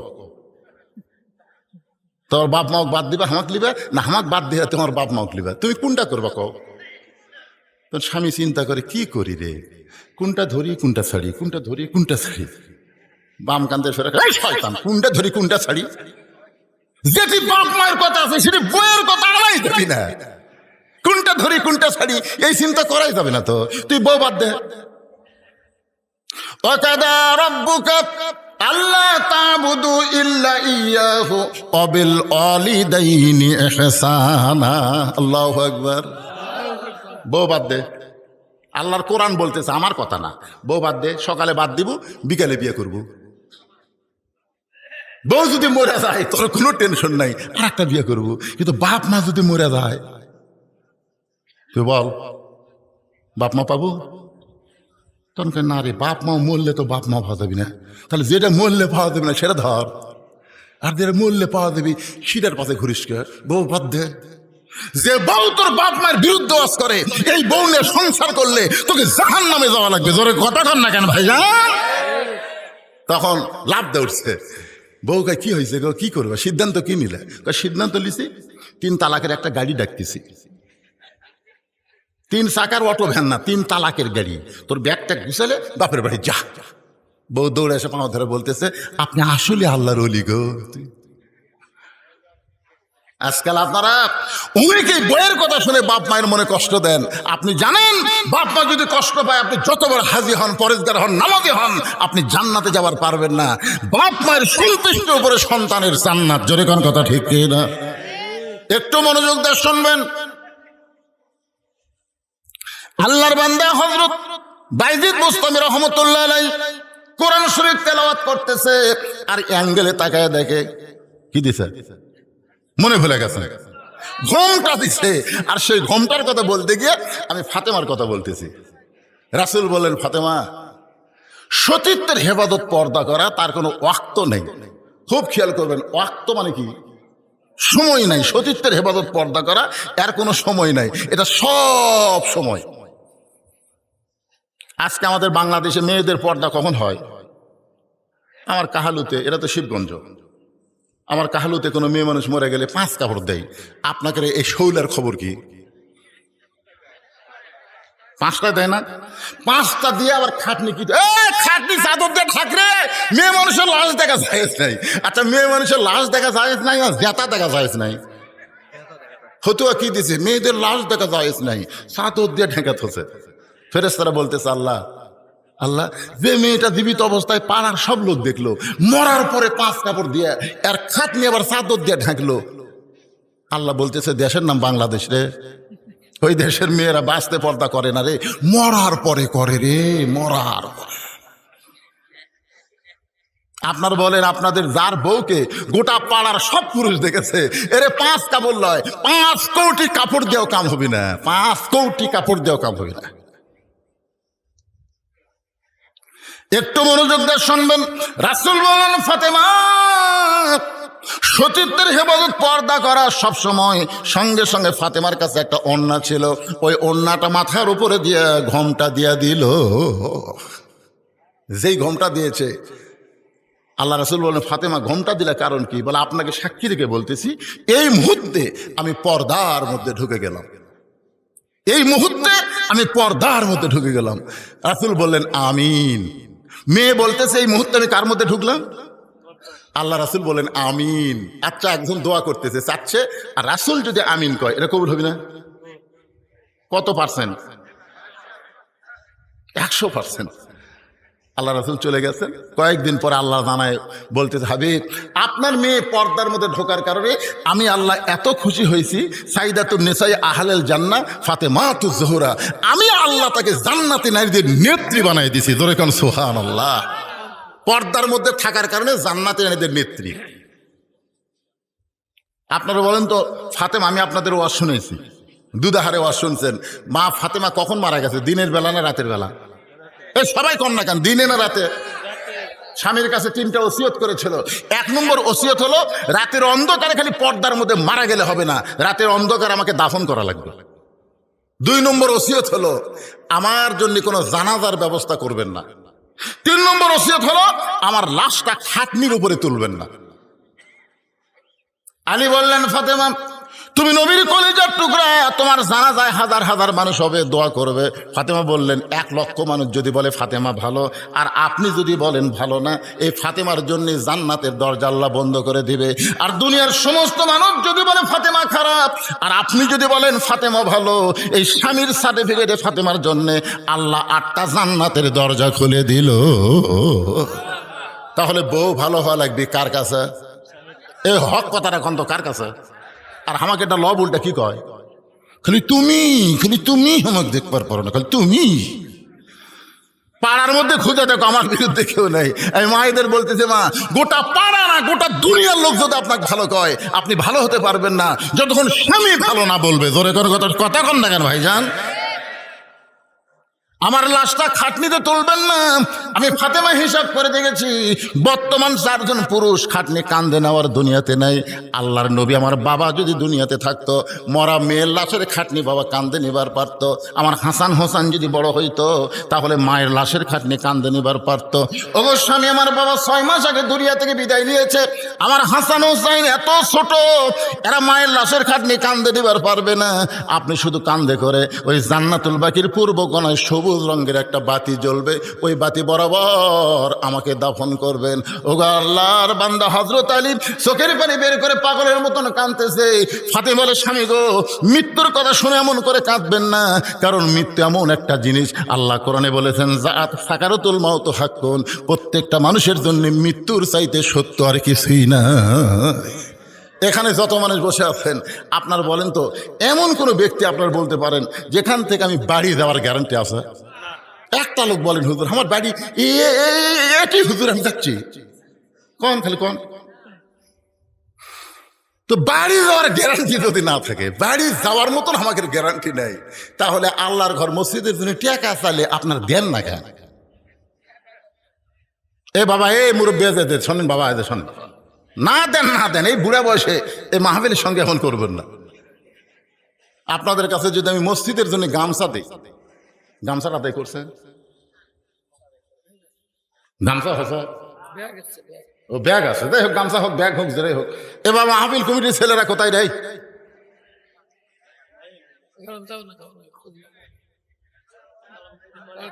এই এটা কি একে? ও আচ্ছা আচ্ছা আচ্ছা, ঠিক আছে ঠিক আছে, কাত করে আদায় করো, তোমরা আদায় করবো কাত।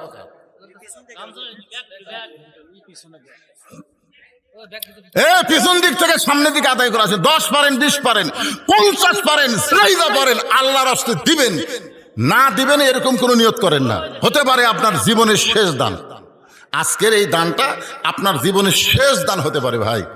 এই মনে করে পকেটটা বার করেন তো বাড়ি যাওয়ারই গ্যারান্টি নাই, তাহলে টাকা পকেটে থেকে কি করবেন? তোরা পারবো না রে, তোর মতন ছেলে আদায় করবে, দিন আরেকদিকে চলে যাবো।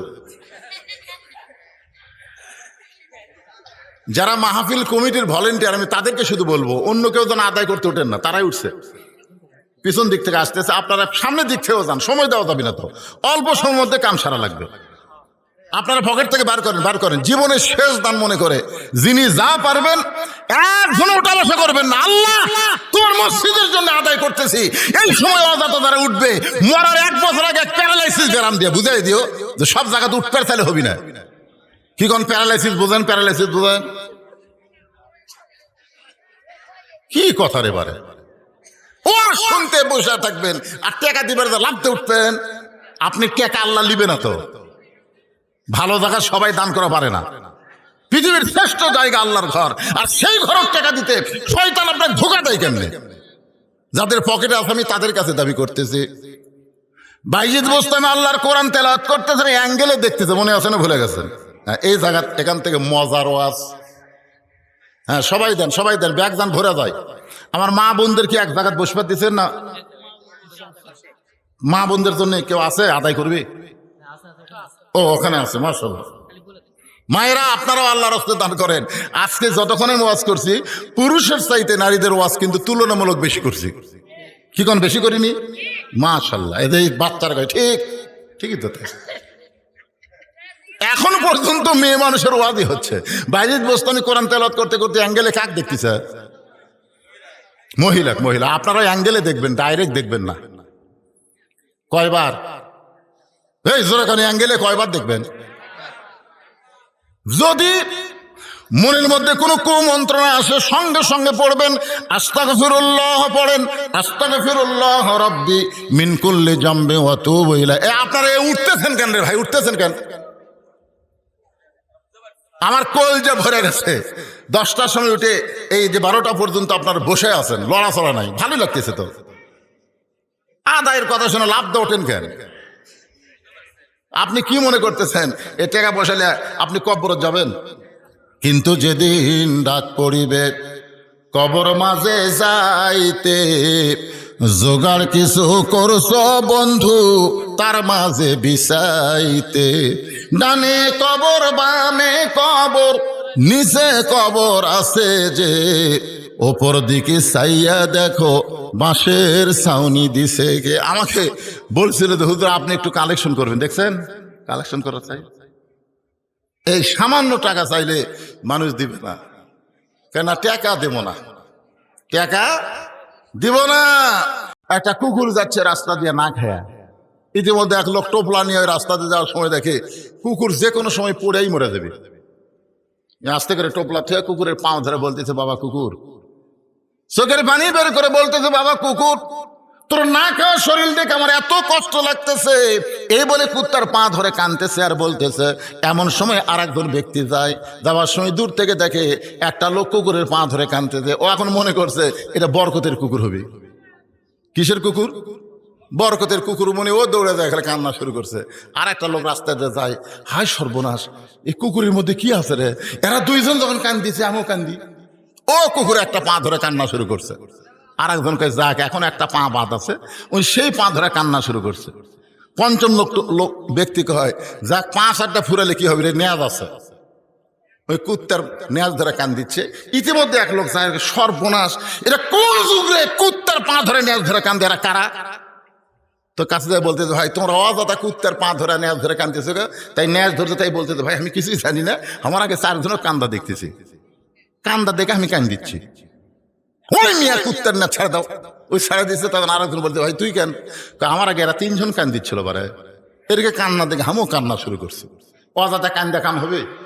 ছাড়ো, পাও ছাড়ো। আরেকজন বলে, তুই কান্দিস কেন? বলে, আমার আগে 2 জন। ও পাও ছেড়ে দিয়েছে, তুই কান্দিস কেন? এটাই শয়তান, এর কান্দা দেখে আমি কান্দতেছি। কে রে তুই কান্দিস কে রে?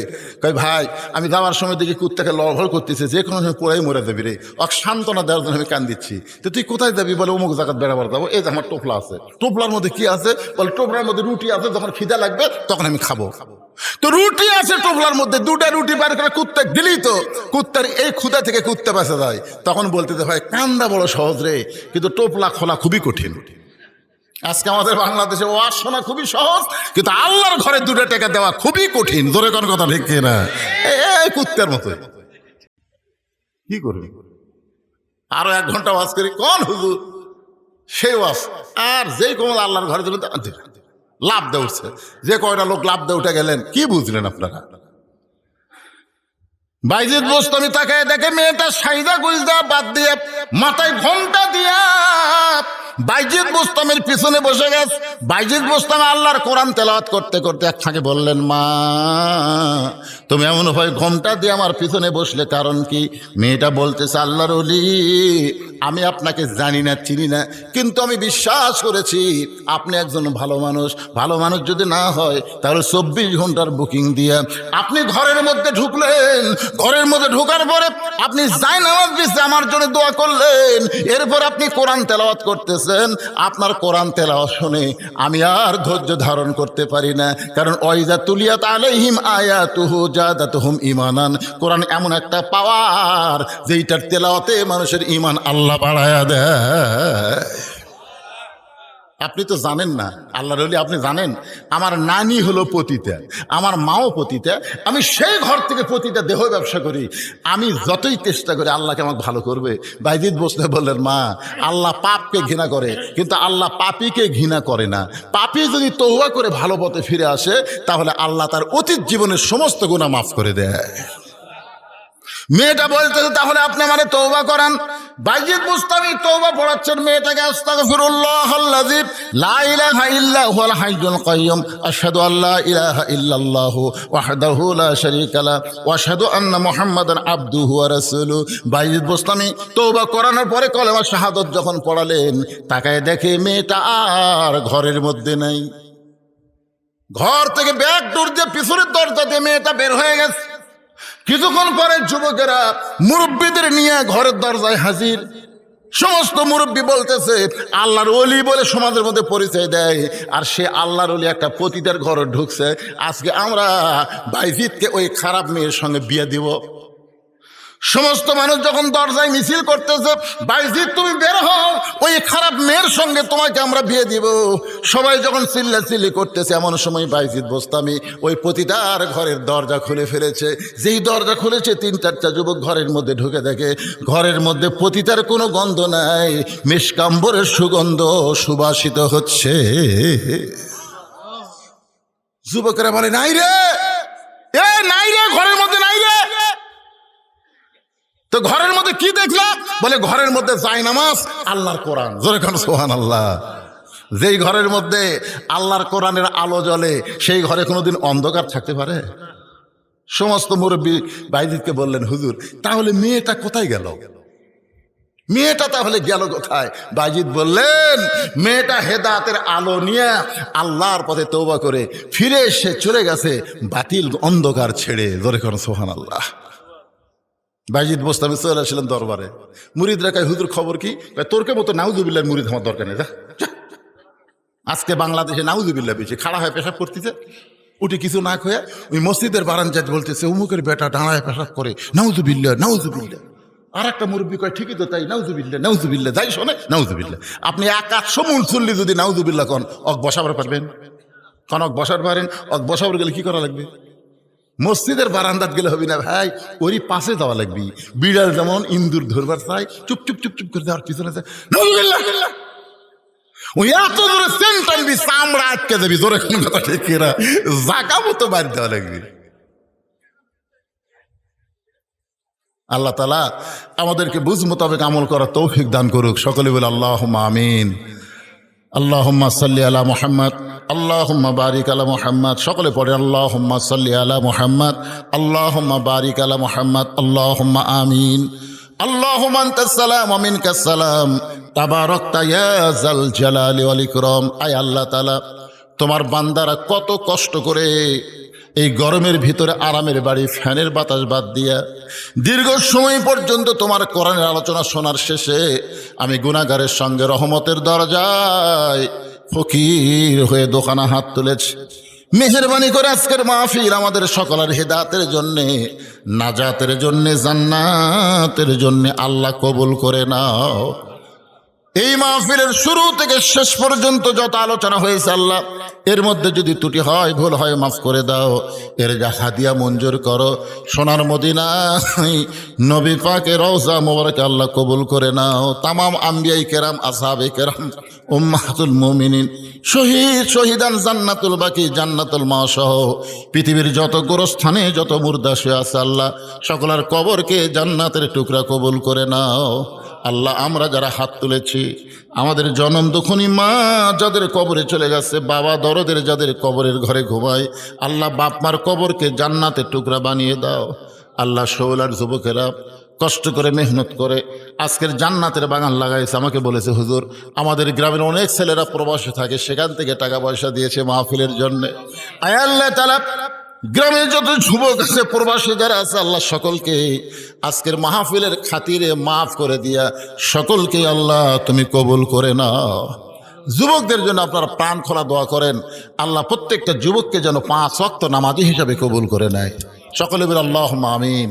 আমরা মা বোনদের জন্য দোয়া করবো, আল্লাহ আমার মা বোনদেরকে আবেদা সালেহা পর্দানশী কবুল করে মা ফাতেমার চরিত্র দান করে দে।